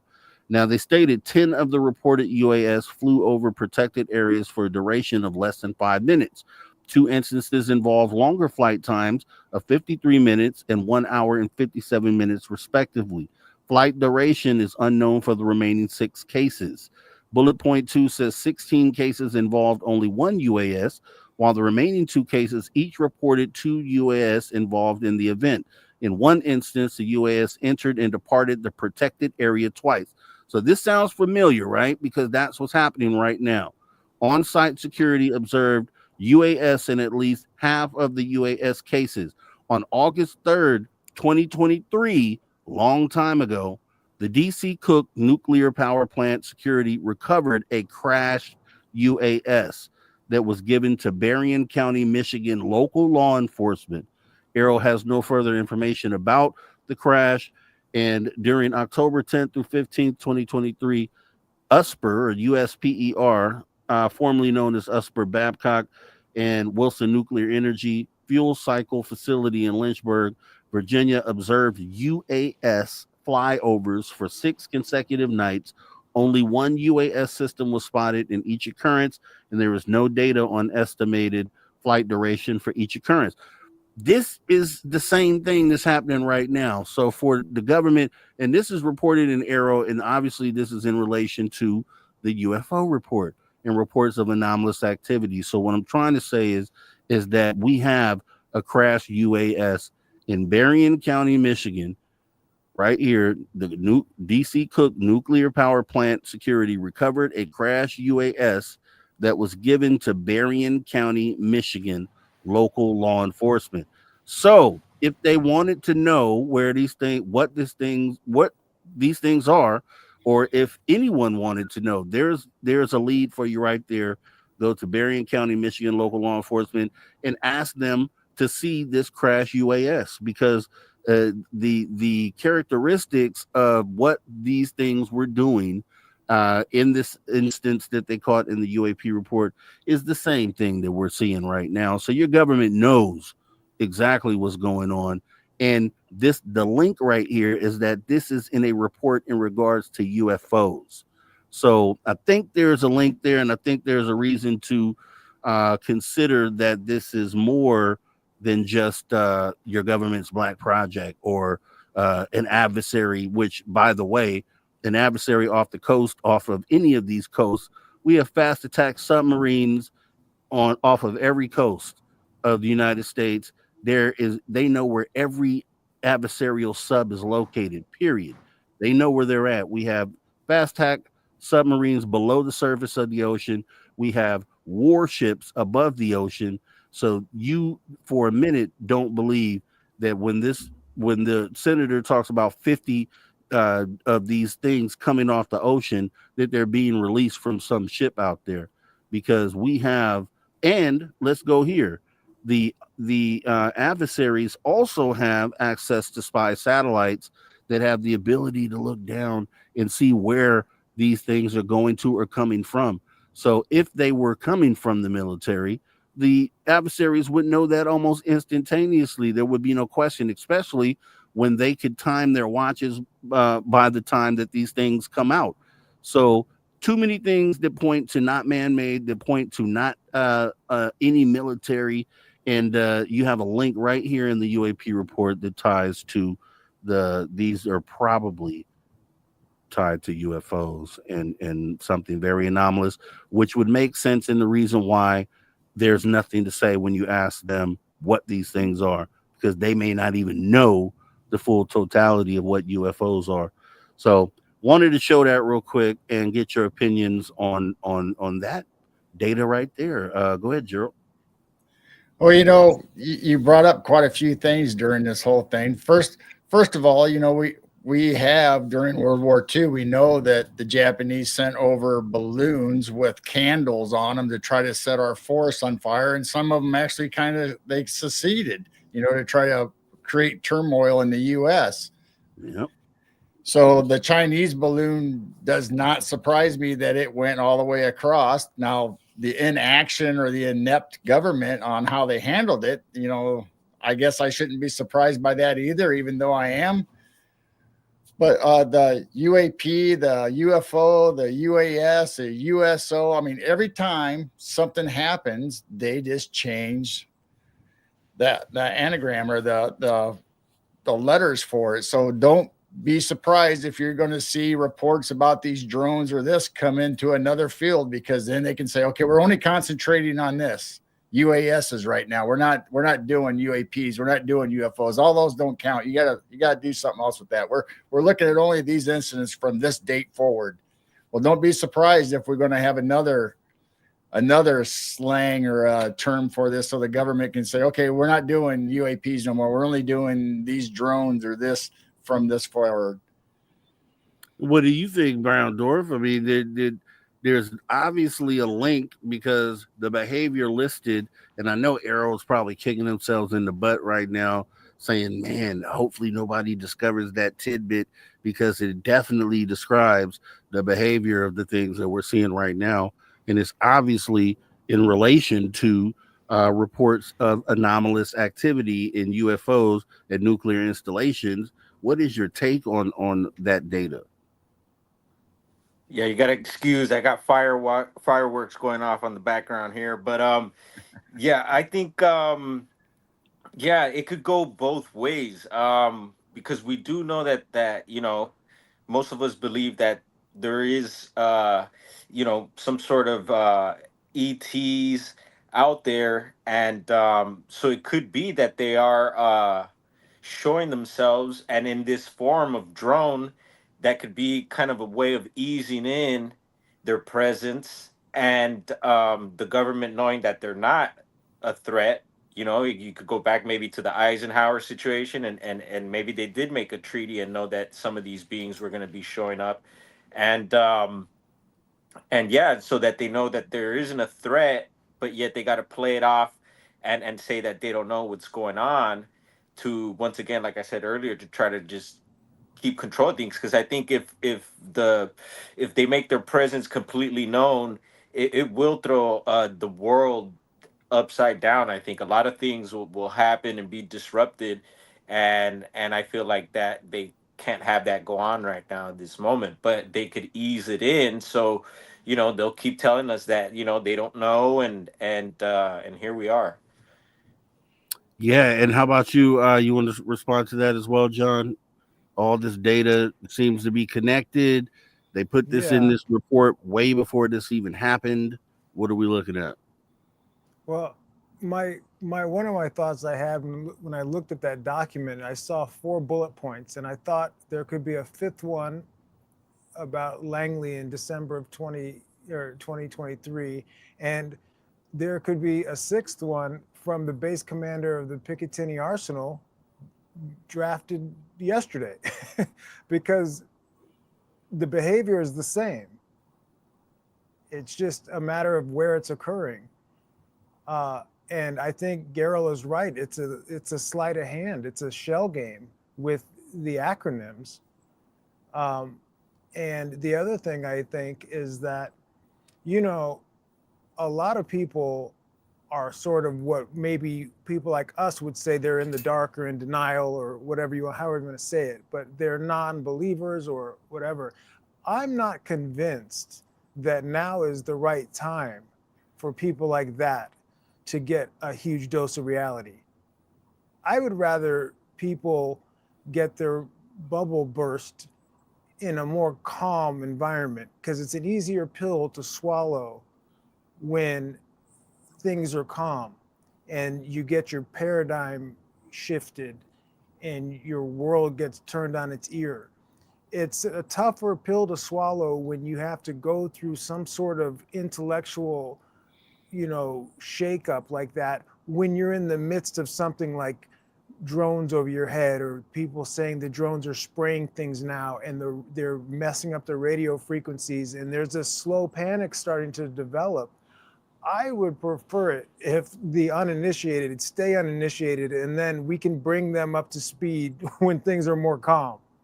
Part of me wants to be like, now isn't the time for you guys to get all the reality, because there's a lot going on already.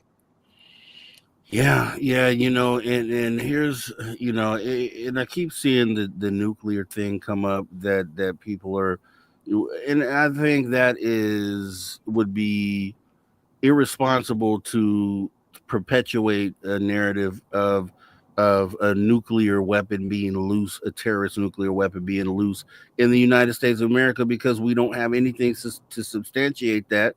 And the reporters who have spoken on this have talked to people behind the scenes, and they said that is complete BS. That the whole nuke thing that people are talking about is BS. And the problem is with the government not responding to saying they don't know every time they're asked. Then you get narratives like that begin to be pushed around, and I think that's kind of reckless.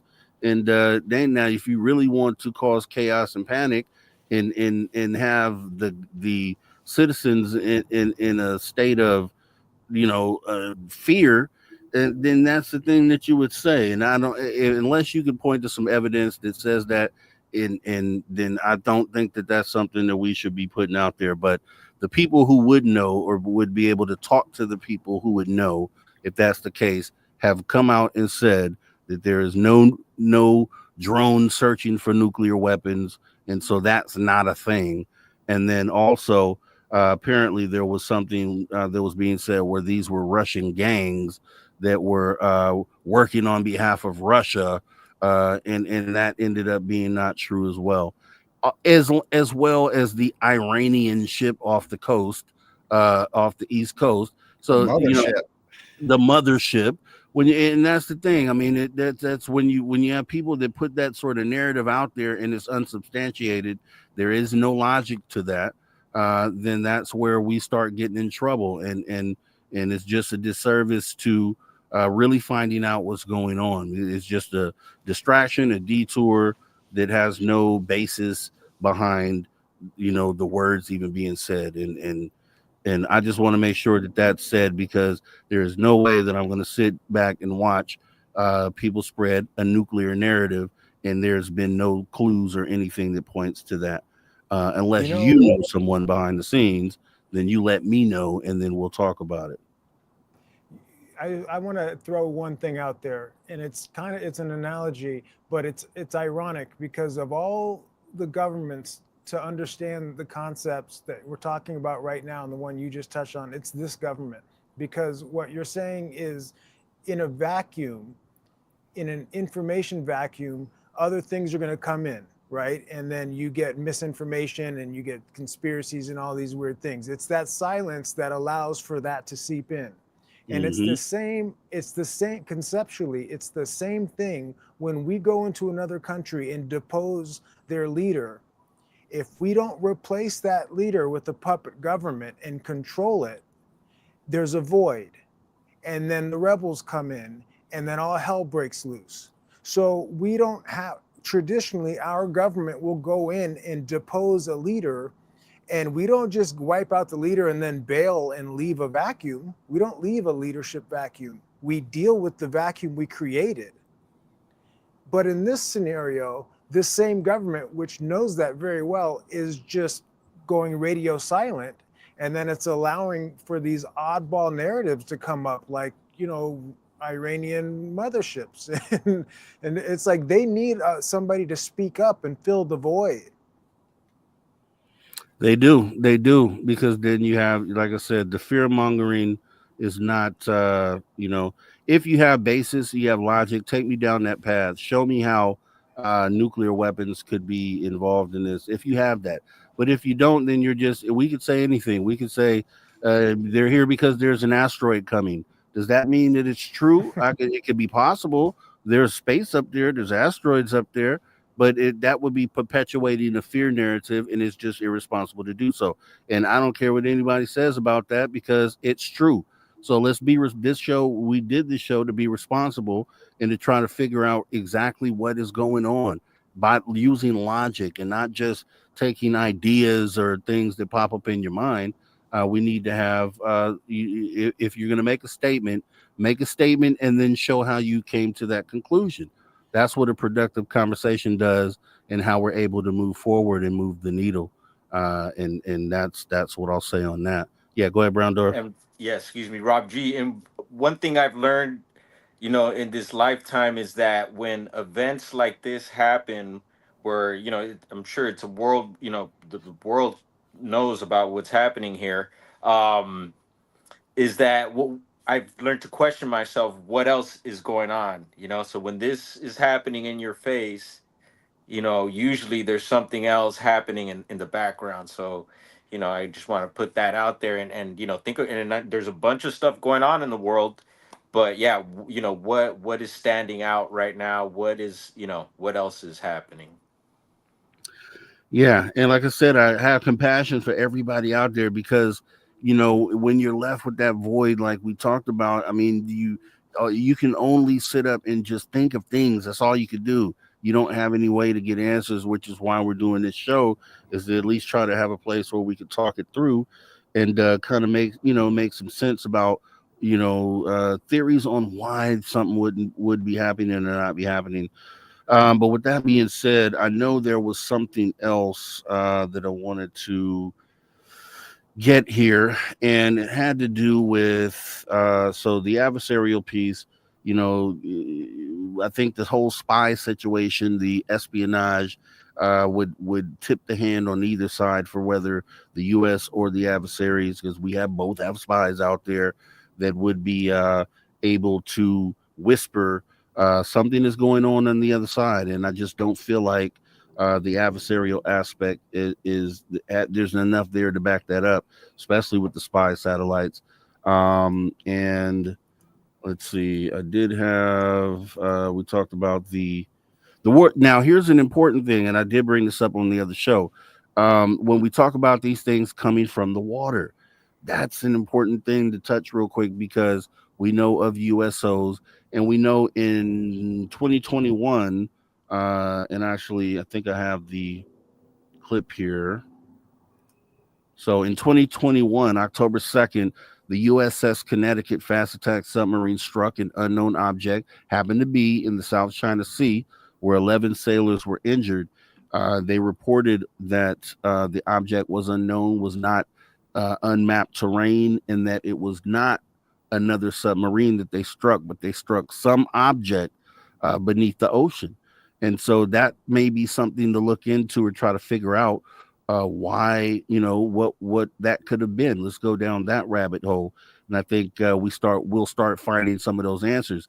So I think one clue is the Marion County, whoever retrieved that UAS from the previous incident, the crash UAS. Let's get hands on that, see what that was. And then let's look further into the whole USO situation, because I don't know if you saw, George Knapp has a Netflix special where they actually may have filmed what appears to be a transmedium object, something that goes from the sky and went into the ocean. Did you guys see that? Did anyone see that? Yep. Yeah, I saw that. Yeah. So it's interesting. And maybe that's what we'll do on the next show, as we have about a minute left here. Can you tell everybody where they could find each of you individually? You want to go first, Latch? Yeah, well, I put it on the screen and make it easy. Okay, yeah. I mean, see that. and the thing is, I touch on this periodically. I'm kind of a homebody family dude, so I'm not big on social media. I should be, but I'm not. So it's that, and the email is latchkeyhustle@gmail.com, and I respond to all the comments and I respond to all the emails. So hit me up. Awesome stuff. How about you, Gerald? Where can we find you? We're also on YouTube, and all of our social is Midwest Night Watchers. So you can find us on Rumble, Spotify, all the audio platforms, and we have Facebook groups and pages. So get a hold of us any way you want. And it's also Midwest Night Watchers at gmail.com. All right, and Brown Door, 10 seconds. Did you give him? Yeah, Brown_dwarf on YouTube. All right. Awesome conversation, my guys. We'll have to reconvene and do this again. It has been a pleasure sitting up here and trying to talk through this thing. I hope we help the people out there as we go ahead and get ready to go to this break in hour number 3 of the After Hours Radio Show. We will be right back with the wrap up. Conversations that move the needle. You're listening Thanks, to After fellas. Hours with Mr. Rob G on the only place where you can own the night. Spaced Out Radio. Spaced Out Radio. You've tuned your dial to the right frequency.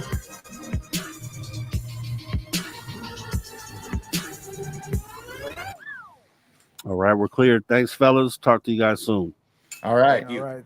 Thanks, Later. guys. Take care, everybody. Bye.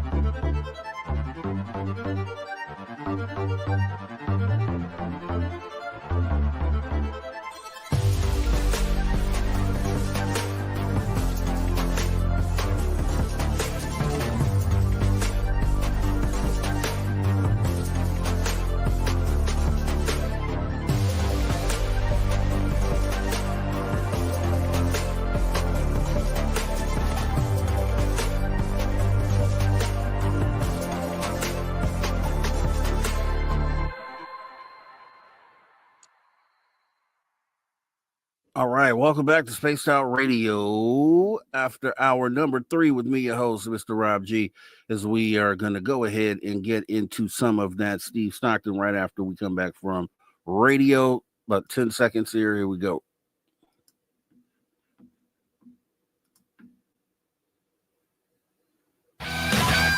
Welcome back to Spaced Out Radio after hour number 3, the third and final hour with me, your host here, Mr. Rob G. We're going to go ahead and get into some really good stuff here. We got Steve Stockton, Missing Person Mysteries, Tales Untold. Also, we have the wrap-up, after hours wrap-up with Mr. Drew Banky and maybe some UFO weird news. We'll see what happens here, right here, Space Out Radio, the After Hours Radio Show. Let's go ahead and jump right on in to Steve Stockton. Welcome to Tales Untold and Missing Persons Mysteries on Spaced Out Radio's After Hours. My name is Steve Stockton, and I'm here to take you on a journey of mysteries, legends, and true stories. Come, join me on this strange adventure of Tales Untold and Missing Person Mysteries. This is an account of what allegedly happened to a woman named Anne Jeffries. Anne was born in 1626 and passed away in 1698. There was a wealthy neighboring family named the Pitts who employed Anne as a domestic servant and were able and willing to verify all of Anne's accounts and claimed witness to some as well. Now let's travel back in time and hear the remarkable stories of Anne's encounters. Now the documentation of these encounters came from a man named Moses Pitt, who wrote it all down and sent it to one Reverend Dr. Edward Fowler, who was the Bishop of Gloucester at the time of the strange occurrences. Moses was seeking the Reverend's advice on the matter. Let's hear what he has to say. In 1645, when Anne was just 19 years old, is when the unusual experiences are said to have started. Anne secured a job as a domestic servant for the wealthy Pitt family and started working in their home. While it's unclear exactly how long she'd been working for them at the time of this first encounter, we know it wasn't very long after she started. One morning, after Anne had finished up all her household chores, she went outside and sat in the garden of the huge estate home. Anne claims that, while sitting there silently, taking in the nice weather and relaxing on the comfortable arbor there in the backyard of that home, she heard someone or something in the woods very close to her. She said it sounded like someone was walking very lightly towards her. She first thought maybe it was one of the family members or maybe just a visitor to the home. She quickly disregarded this thought, however, when she began to hear strange ringing sounds, seemingly coming from every direction around her all at once. Although scared, Anne recalled that the day was so bright and beautiful, she also felt as though nothing could harm her. Also, she reasoned, there were people all around her, in the front of the house and inside as well. Many witnesses, if you will. While the ringing was still going on, very loudly, and while Anne was trying to get her bearings, 6 small men, dressed all in green, suddenly appeared out of nowhere from the bright and sunny woods nearby. She described them as cute and charming looking, with big eyes and tiny little legs. She later started referring to them as fairies. Now, there's no information as to what made her use this particular title for a description, or what made her think this is what these little men in green were. Anne also claimed that upon laying her eyes on the men, she had become paralyzed or frozen in place, and after a minute or two, she noticed a slight change in her environment before it changed altogether, and she saw the little men had brought her to what she called a castle in the sky. It is here where Anne claimed that these men had relations with her. The Pitt family verified that Anne did in fact go missing for that entire day, and though they searched far and wide, they never could locate her. Anne reappeared on her own, though, groggy, laying disheveled and in the fetal position on the lawn in the front yard. Anne kept quiet about her encounter for fear of being called insane or possibly even losing her job. However, she started speaking out and telling people her tale when she claims the little men, or fairies, started to return to her on occasion. This became her torment, and she started opening up to one member of the Pitt family about her ordeal. Unfortunately for Anne, she placed her trust in the wrong family member because shortly after confessing what was troubling her, recounting her tale of little men dressed in green doing those things to her in a castle in the sky, this person reported her to the local authorities, and in short order, Anne was arrested and charged with witchcraft. She was even sent to jail for it. A piece of mail, written by the mayor of this small town where all this is said to have occurred, has been kept and preserved throughout history and can now be found in the Clarendon Manuscripts Archives. This document not only contains verification that Anne was held for quite some time in the jail, there's also a small portion that seems to back up her claim that the little men were in fact still coming to visit. It states how, despite being starved for several months, Anne never got sick and didn't ever seem to be starving or even hungry, as though someone were bringing her food regularly. Anne herself later confirmed this suspicion by telling Moses Pitt how the fairies did in fact feed her by bringing her unusual bread. However, the explanation as to what exactly she meant by unusual bread is either lost in time or never was. Obviously, this could have been very helpful to proving her innocence of not practicing witchcraft, especially back in the late 1600s. For whatever reason, Anne was eventually released from prison and the charges against her were dropped. She moved on with her life and eventually married a laborer named William Warren. She would later state, when pursuing a new career in nursing, that she wasn't sure how or why it had happened, why they had chosen her, but that the fairies had given her a wealth of knowledge in the medical and nursing fields, and she wanted desperately to use it to help others. And she eventually did become a nurse. In 1693, Moses Pitt, who had remained friends with Anne, though after she was accused in jail for witchcraft he did so in secret, decided to send a journalist friend of his named Humphrey Martin to interview Anne about all of her strange encounters and dealings with these little men dressed all in green. However, at that point, Anne didn't want to talk about it anymore for fear of what might happen to her if word got out again. She was quite comfortable and happy in her married life to William and her nursing career, and didn't care to revisit the alleged torment she went through, not only in jail, but in the Sky Castle. Humphrey Martin wrote to Moses Pitt in response saying, "As for Anne Jeffries, I have been with her the greater part of one day, and did read to her all that you wrote to me, but she would not own anything of it. As concerning the fairies or any of the cures that she could perform, I asked her the reason why she would not do it. She replied that if she would discover it to you, that you would make books and ballads of it, and she said that she would not have her name spread about the country in books and ballads of such thing." Now, at the time all this was happening with Anne in the mid to late 17th century, the belief in fairies was very widespread and actually quite common, though almost always kept in secret for fear of being jailed and labeled a witch, like Anne. There were many reports of similar things happening to many different people all over the world. These castle in the sky encounters were the most common. While this is almost always related to a totally different type of abduction nowadays, it was always related to the Fae then. Continuing, I think it would be completely remiss of us to be speaking of the fairies and not mention the origin of fairy tales. Now, according to Wikipedia, the oral tradition of the fairy tale came along before the written page. Tales were told, retold, and enacted dramatically, whether about fairies or not.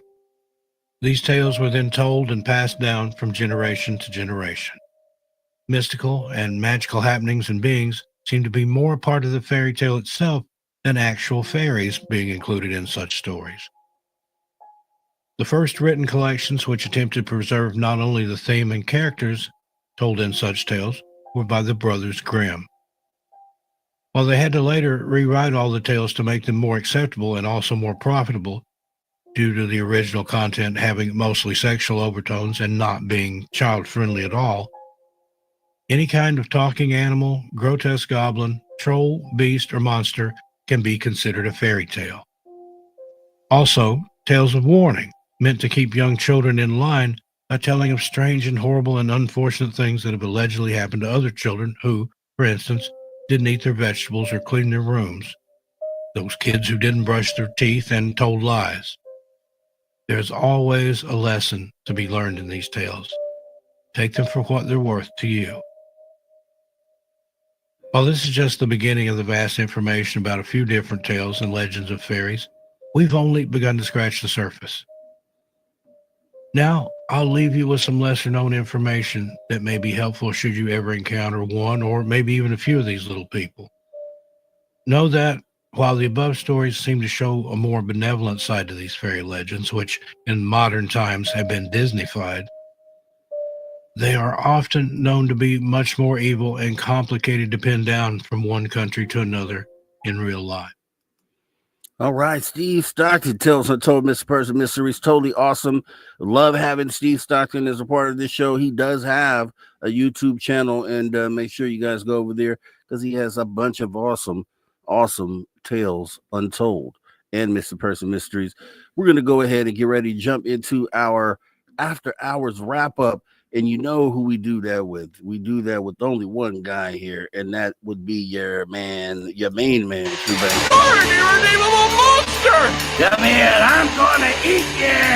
Get in my belly! Take him in the north! He doesn't have north! Go it! That man's got north! You're a monster!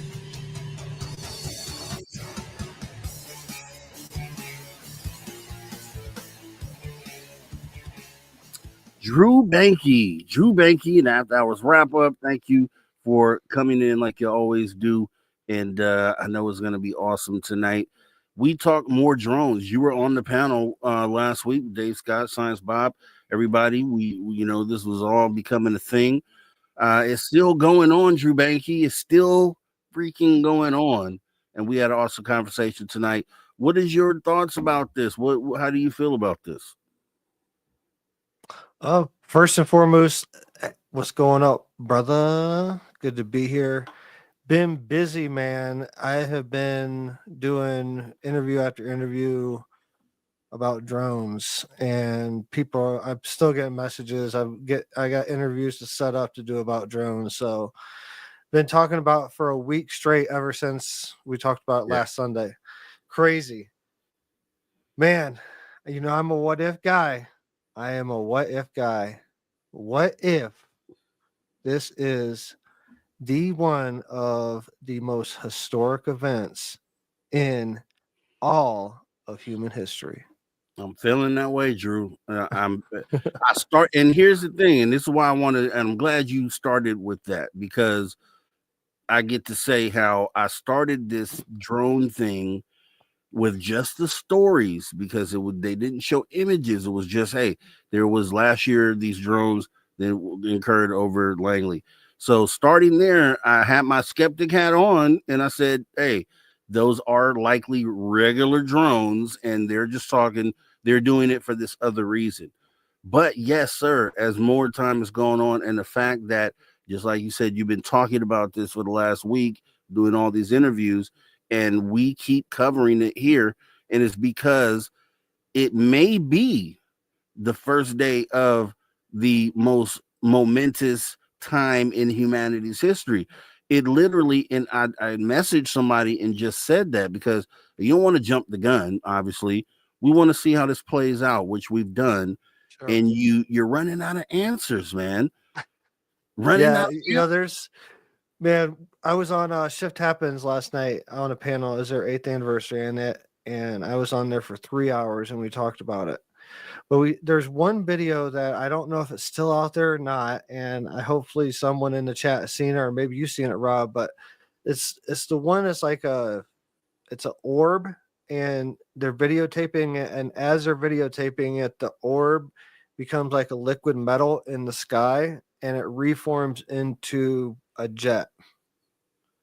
Have you seen that one? No.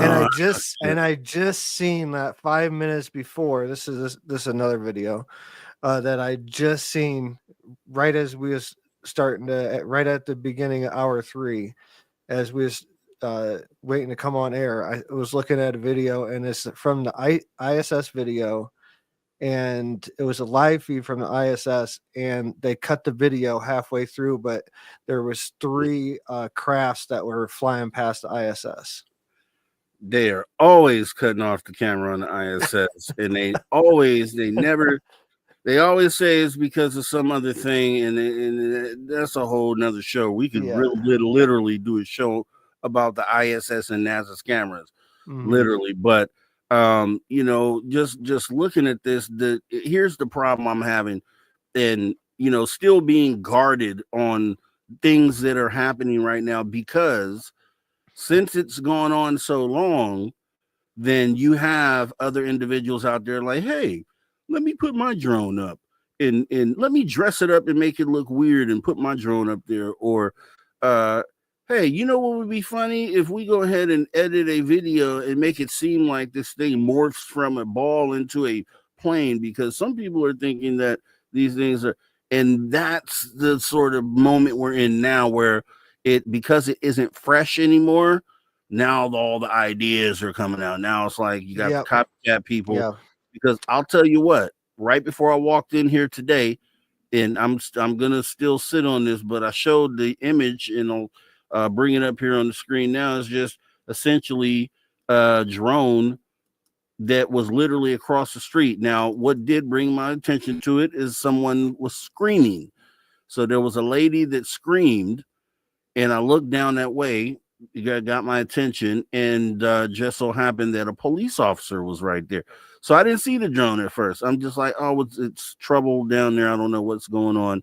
And then I looked, and there was this drone, but it would seem pretty small, and it seemed like a normal drone because it was flying, and then it stopped. It was literally over the parking lot of the area they were in, and it came down. It came down, and I was like, okay, let me start recording this just in case, because I don't know. Let me start recording. And it went back up, and then it shot off. And then so I went around the buildings to see if I could still see it. It came back. Now it did go dark. It did turn its lights off. It did that like 2 or 3 different times, but it turned them back on. And it was staying in the area of where this altercation or whatever was happening. So at this moment, I'm just going to say copycat person putting the drone up. Maybe the operator was likely sitting there in the parking lot. But it just goes in to say that there's going to be other people putting their drones up and trying to just be part of the story. So now we have to vet things more. We have to be more, cautious on the things that we're seeing and the images that are coming out. Did you see the video of the crashed drone? I know you've seen the crashed drone video. No, I heard about the crash drone. We've been talking about it, but I didn't see any video from it. You know why? Because it was a hoax. They had literally a drone sitting on the side of the freeway, and it was like somebody driving down the freeway, and like by the center divider was like the back half of what looked like a plane, and there was like an official guy standing by it, and the cars driving past it on the freeway, and it's snow out there, and I'm like, okay, it's definitely not real. And here's where we have to be cautious, is because some people are going to be fooled by that stuff, and some people, which they were. Supposedly, Newsweek ran the article on it. Newsweek ran the article on the crash drone that turned out to not be a real thing. And so that's just where we have to be cautious. Dude, there's a lot of people out there that are ready to get that solid, no BS, video or picture. There's not a whole lot of people that are leaving their phones not charged these days. You know what I'm saying? Like this is the time to keep your phone charged, because someone's going to get that video, and someone's going to get that video of a craft landing. Someone's going to get a video of beings walking out, and someone's shaking hands, and whoever shakes that hand on that video, man, like, there's going to be a million cameras on them. I totally believe it. And I feel that's the next step. I think this is soft disclosure. I think that our star brothers, they're obviously telepathically connected with us. Like this could be their idea of soft disclosure, knowing that they can't just pop up and do this, And I heard during the show talking about the panel talking about paradigm shifts and stuff. I couldn't agree more. But a paradigm shift is never how you expect it. That's why it's a paradigm shift. Man, yeah, I agree. That's what I said. That's what I said. It's definitely paradigm shifting moment for sure. And yeah, it could be that moment. And I'm still, and I said in the chat, I was in Dave's show chat. I was in the chat last night. And I put out there, I said, I'll give it 80-20. I'll give it 80% of what we're seeing anomalous, 20% man-made. So I'm not throwing all man-made out there because we know just that, for example, the drone that I just saw today was likely some man-made person in the parking lot just flying the drone. But there's definitely an element of this anomalous when we talk about the guy who just saw and recorded. Now, this is more than just a story, because when I said this, people were like, oh, did he have the video? And I'm like, yes. This dude came out on News Nation yesterday. And he's in New Jersey, and he said he came out to see a 40-foot by 40-foot object that was close to the ground at first. And then when he started recording, it kind of started to go away. But he got it as it was going away, and it was still pretty big in the video. And it's like, when we have stuff like that, if people are coming in this open-minded, and that's the reason why I wanted to approach this show in an open-minded fashion, where we could look at, what the explanations would be, the man-made explanations, right? And see if they make sense, but then also look at what's more likely.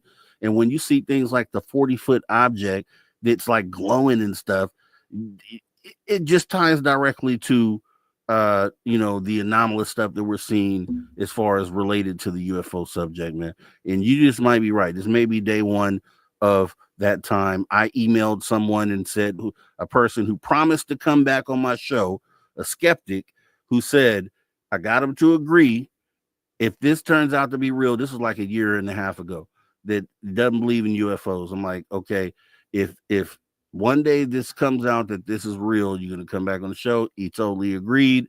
So I sent him the email. I was like, hey, it's kind of looking kind of, crazy right now. I was like, you're a man of your word, and I'm going to hold you to it. I know you would. And let's get ready to set the date up, because it does feel like that right now. Yeah, man.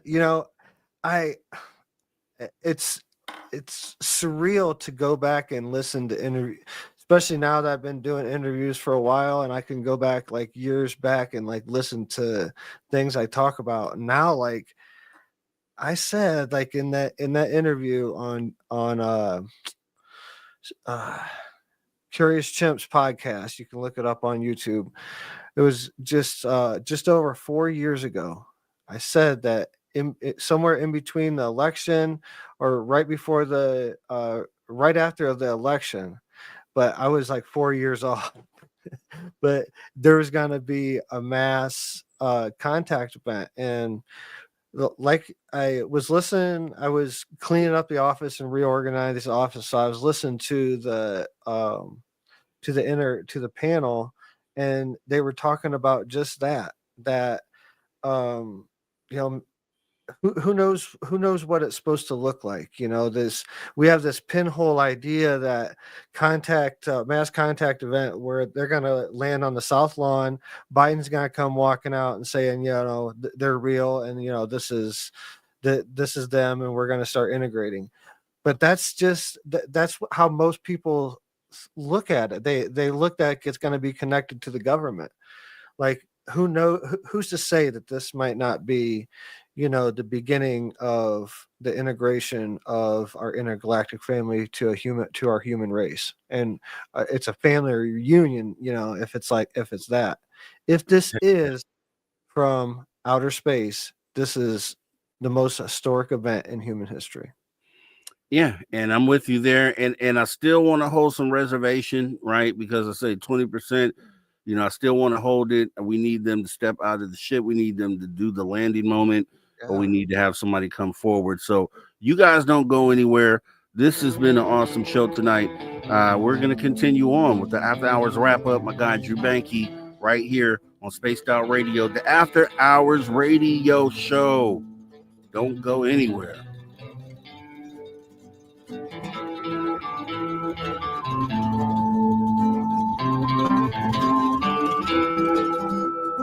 All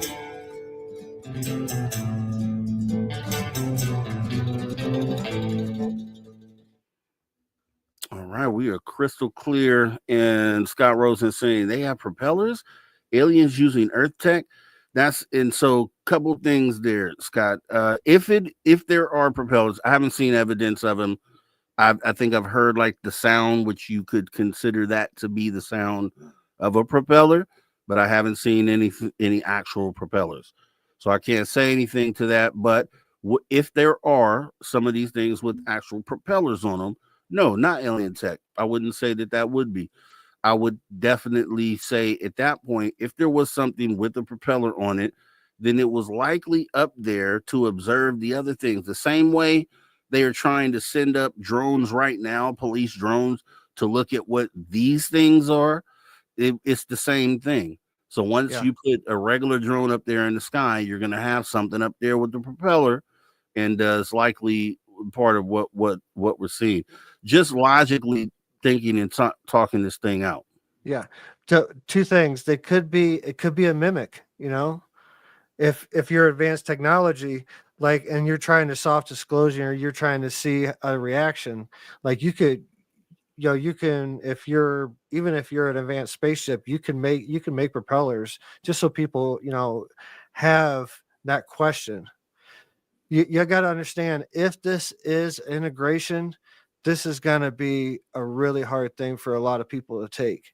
And if you know that, if you're telepathically, empathetically, energetically, and connected through frequency and vibration, through time and space to us, you know exactly how hard this is going to be.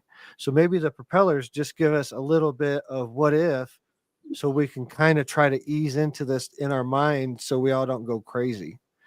They could make a spaceship look like a wagon from the Wild West. Like, keep that thought, because I want to save that for when we come back, because that's a great part to go into, because I have some ideas about that too. Just some analogies that would make sense. Yeah, I mean, why not? These things, if we could do things, these things could probably do the things better that we can do. I'm telling you, that liquid video, we need to find that liquid video. The orb going liquid. I don't know where it's from. I'll look for it and maybe try to find it for tomorrow night. But do that, because then we can try to look at it and vet it. Problem is, and hey, Star Fox, shout out to you. Appreciate you coming on in tonight. Rob, my dude, getting ready to hit my coffin up. I saw you online, wanted to show some love, my guy. Appreciate you. Star Fox has an awesome YouTube channel over there, Midnight Lycanthropy. Make sure you guys go and check him out as well. And at this moment, man, I just want to make sure that, because there's some people that are going to eat crow, right? It's going to happen somewhere at some point. And I just want to make sure that that the resume here is clean. I never want to perpetuate something that isn't true, or show something that hasn't been vetted. And then, it turns out that we find out it was fake and we were pumping it up here on the after hours. Like, I don't want any of that, because I said this last night in the chat. I was on a show with Billy Carson. I was on the show with him, and I'm sure he looks back on this now. I was like, but I was during the show. It was a live show. They showed a video of a mermaid, and it was like a mermaid. There was like people inside of a little sub, and then the mermaid kind of swam and kind of went past the window, right? And they were like, he was like, this is real, this is evidence of mermaids and X, Y, and Z. But it turned out that the video was actually from a documentary from the Discovery Channel, a mermaid documentary that was filmed. That everybody knew was filmed because they saw it on the show. But then it was presented here 10 years later as, somebody has this actual footage of a mermaid in the ocean. And so, and I know he looks back on that, it's like, but see, once you have if you can help it, you vet that stuff before you put it out, because then people always remember that. And we want to make sure that we're putting forth authenticity at every level. So you're So saying there's not mermaids? Is that what you're trying to tell me? not trying to say there ain't no mermaids, but I'll tell you what, the video did he show it? It was to me, and I don't even really know mermaids. This was like a couple years ago. I'm looking at this video like this isn't real. And people in the chat were like, no, that's from Discovery Channel. And they still doubled down on like, nope, this is real. This is real video. After the show was over, then it was found out by them that it wasn't real, and it was like, you can't have those moments if you can help it. You know what I mean? As we got about 10 seconds to come back here. Shout out Baywatcher. I see you out there. Thanks for coming in.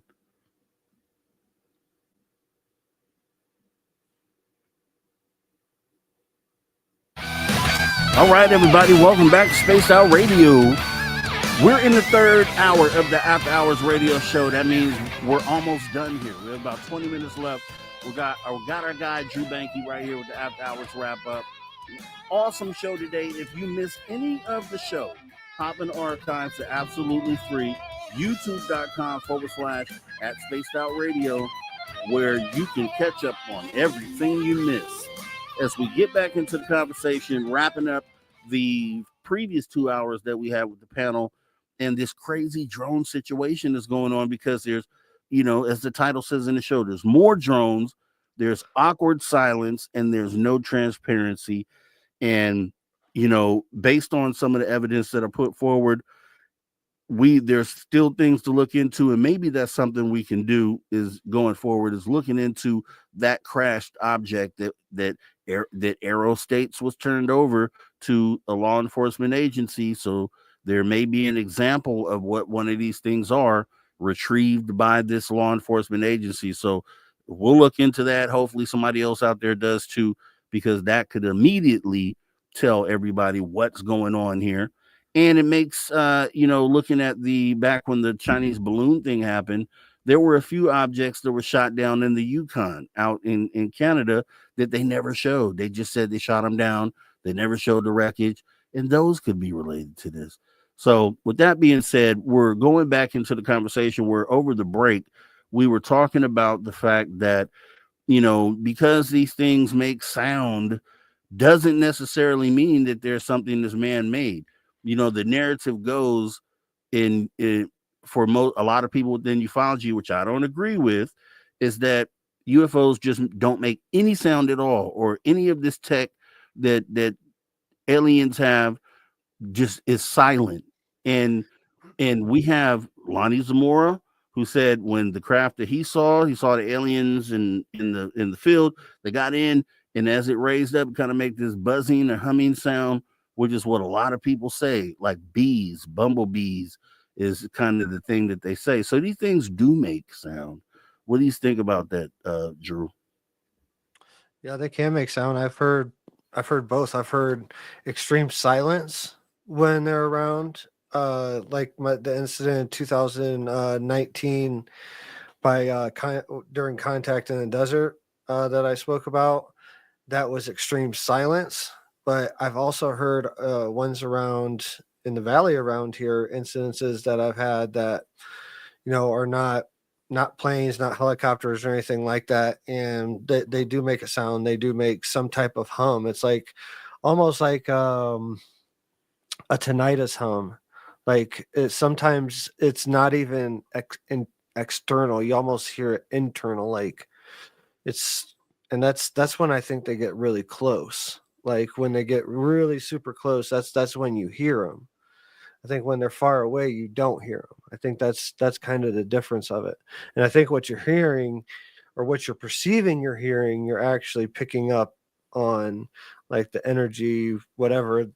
I'm no expert on how alien crafts operate, but I'm assuming it has to do with magnetics or energy of some type. So especially when they're formed in the visible sense, that I'm sure there's craft that are cloaked that we never see in the area. Like I said, if these are craft, I'm just glad that they're uncloaked, man, and this is happening now because this is time for people to see it. And yeah, it's it would tie into a lot of people's prophecies, a lot of lot of different religions and tribes, prophecies. There's over 28 different indigenous prophecies around the world. Plus, that's just the ones that I know of that are talking about a time like this. Yeah, and it's so You might be out strange. of a job soon. No. See, and I'm glad you said that, because here's the thing: there will be a lot of people that will be out of a job soon because they don't have any perspective past what it is that we're dealing with. At this show, we've already assumed that they're here, and it's about where we go after this. So there's much more work to be done here, my friend. And Yeah. so even when they get here and they're here and they're with us, oh, there's still so much work to do here and conversation to have. This isn't going anywhere. This is staying here. Yeah. But with that being said, they have, we were talking also about how, why wouldn't these things have the ability to do mimicry?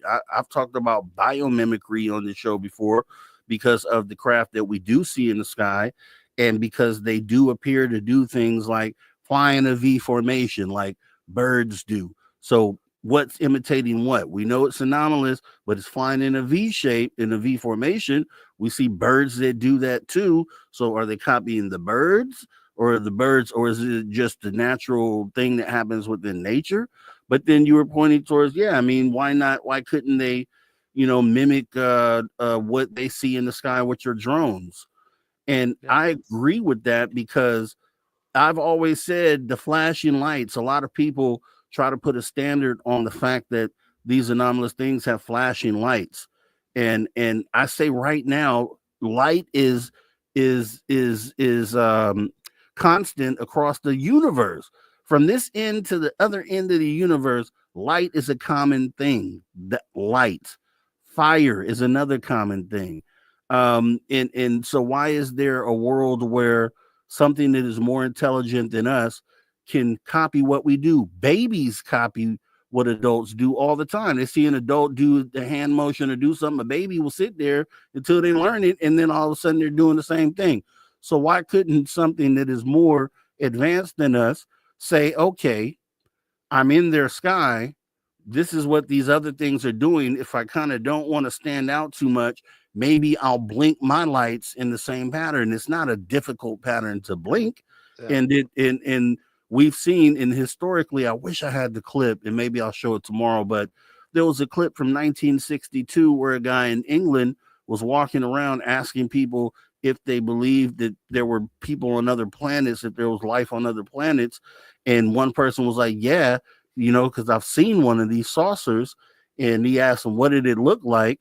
And he was like, it was like round, and it had these blinking lights that were blinking all the colors. And I'm like, that's what we're seeing right now.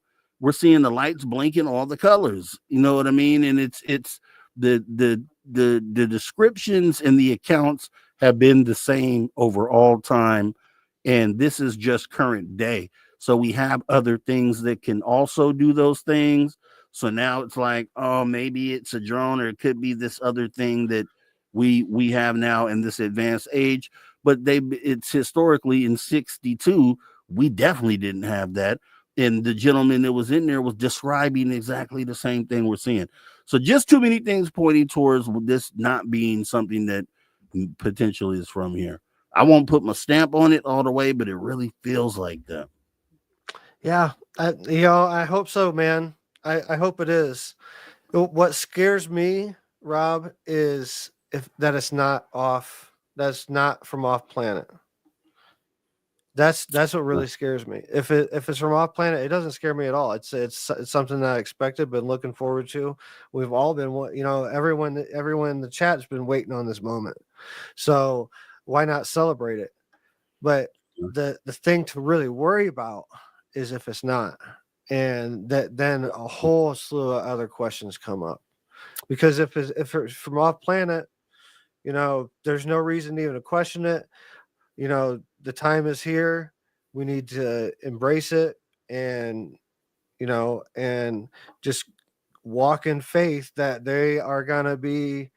If it's from off planet and they haven't killed us all yet and wiped us all out, they must be here just to have some coffee with us. But I want that interview for on the after hours show. Like I want a ship to land out here.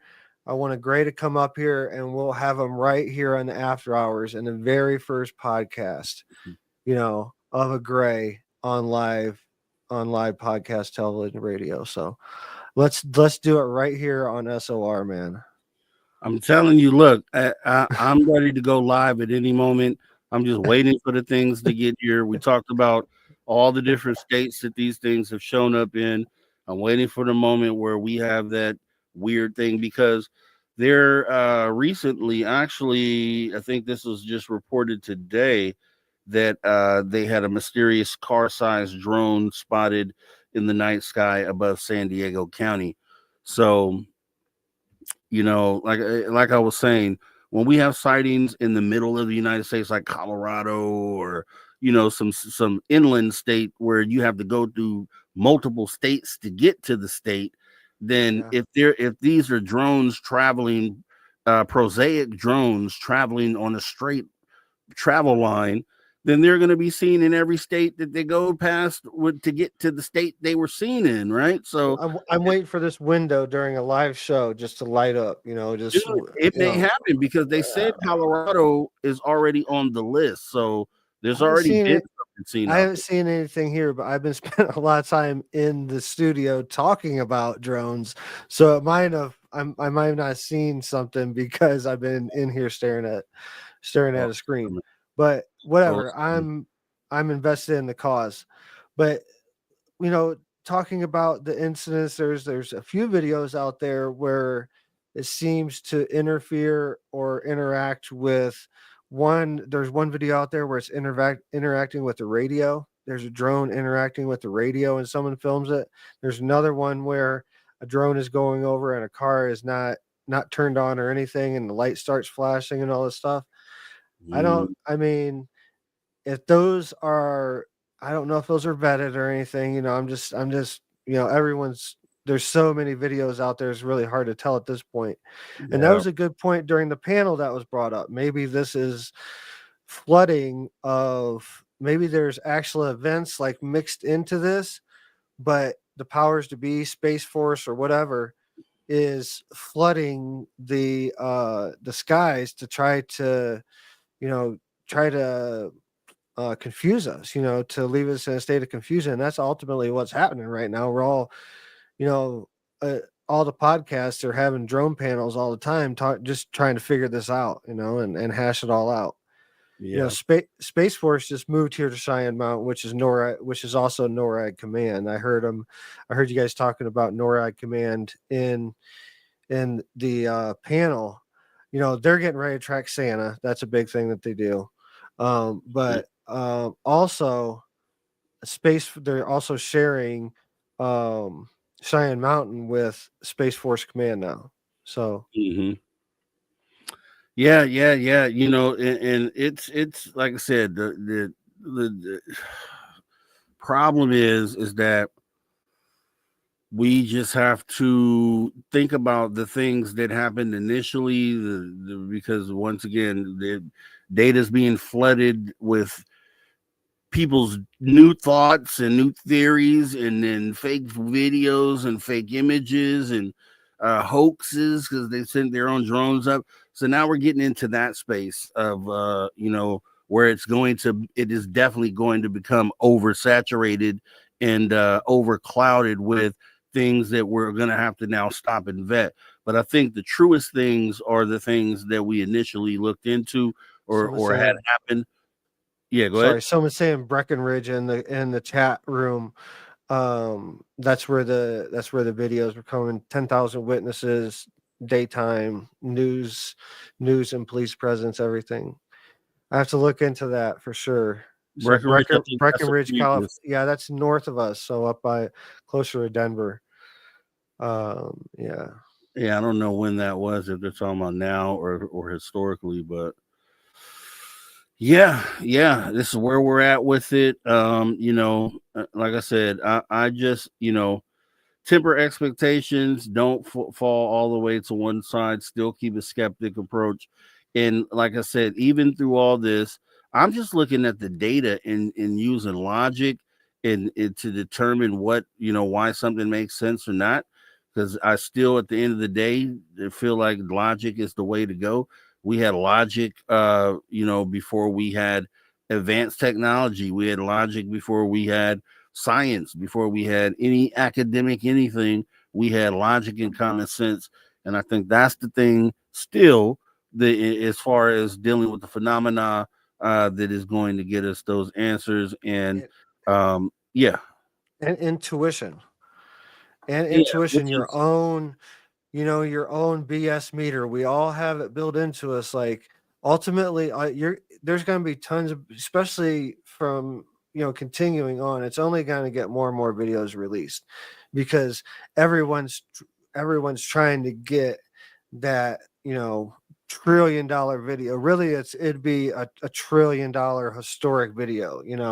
Everybody's trying to get that video. So you're gonna see it. So my only advice, not my only advice, but one of my advices I would go with right now is listen to your inner dialogue through all this.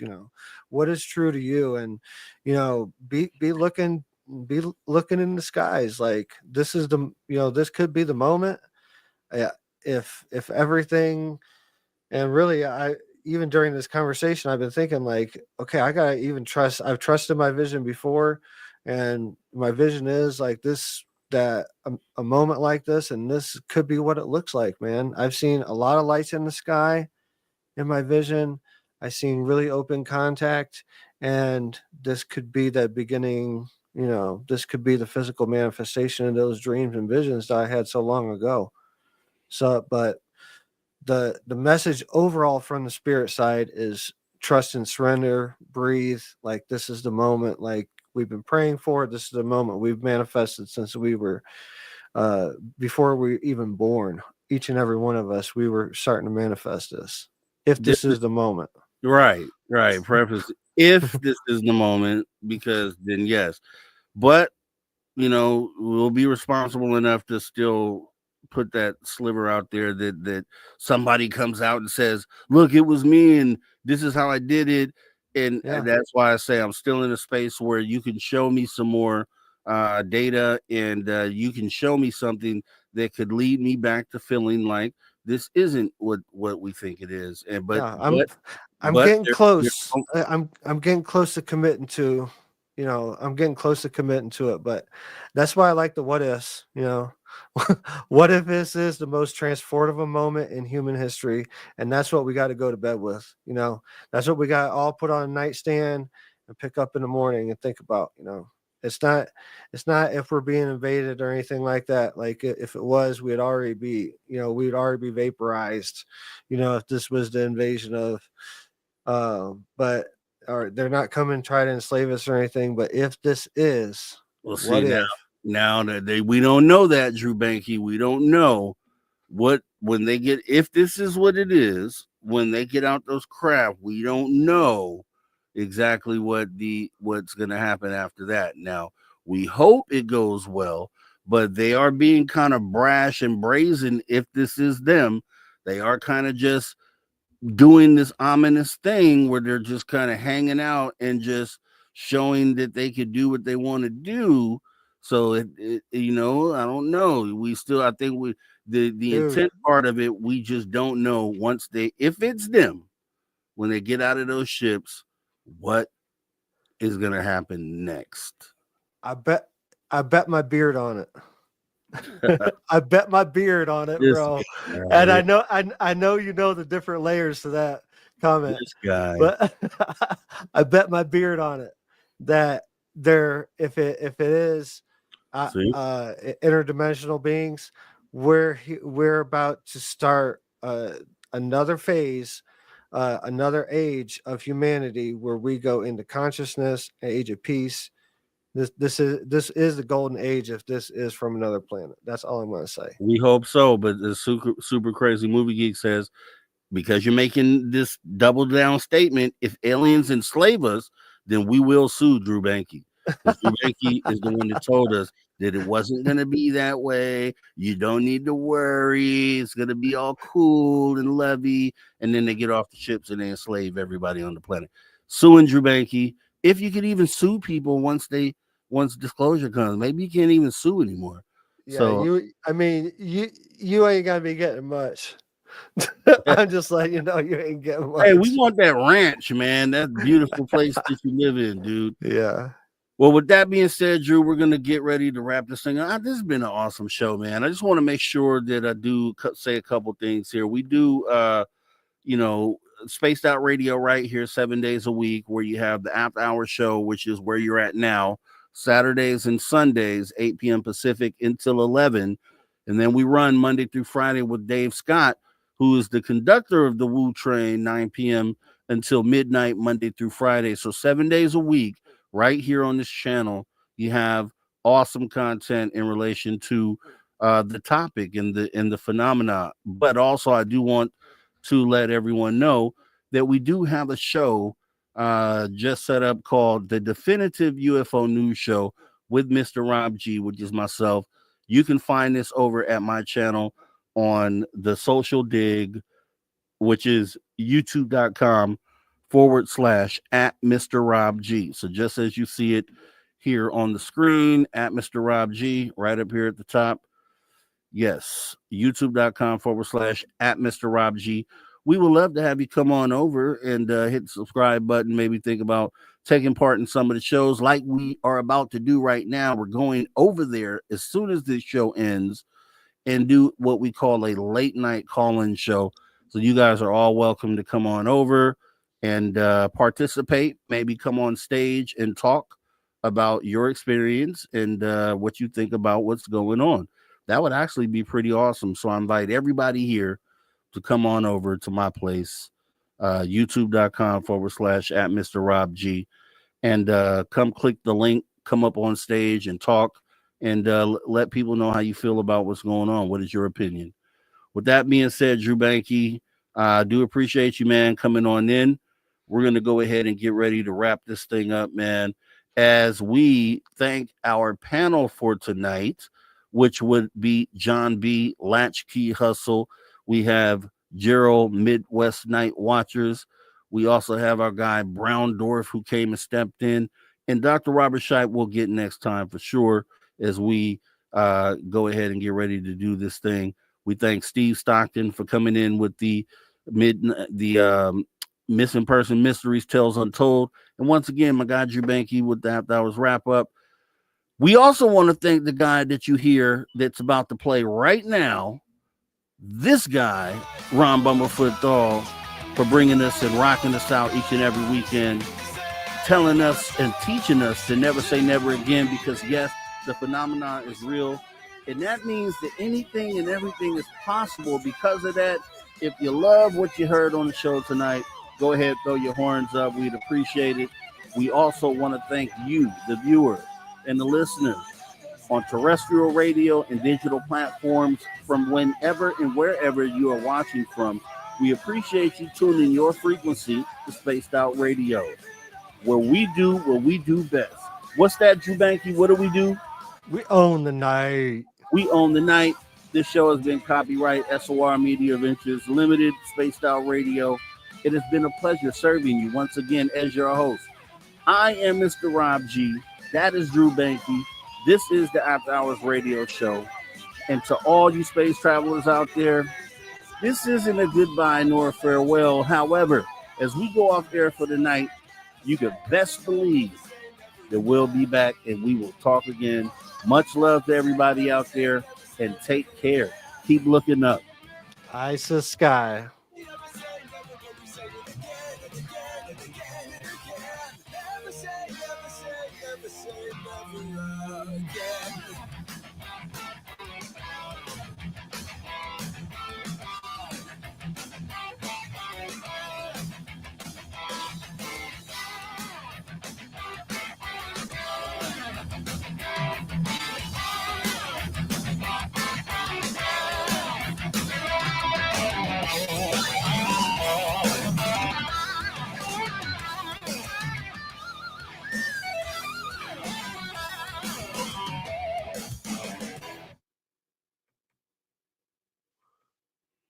All right, we are clear. Podcast show is over. The show is over. Awesome freaking show today. And just goes with our conversation from last week. If you missed the panel conversation we had last week, definitely want to watch that. It was action-packed. Science Bob, Dave Scott, Drew Banky was there. Josh Rutledge really dived deep into it. And just as we did tonight. So as this thing continues, we'll keep covering it. Outside of that, I definitely want to thank everybody who came in tonight.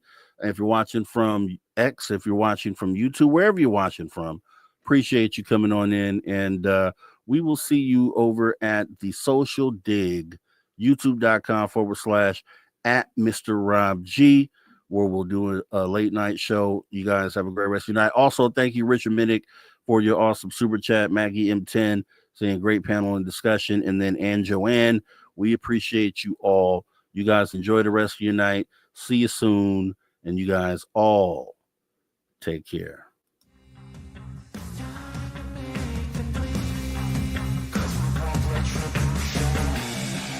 Cause we want retribution.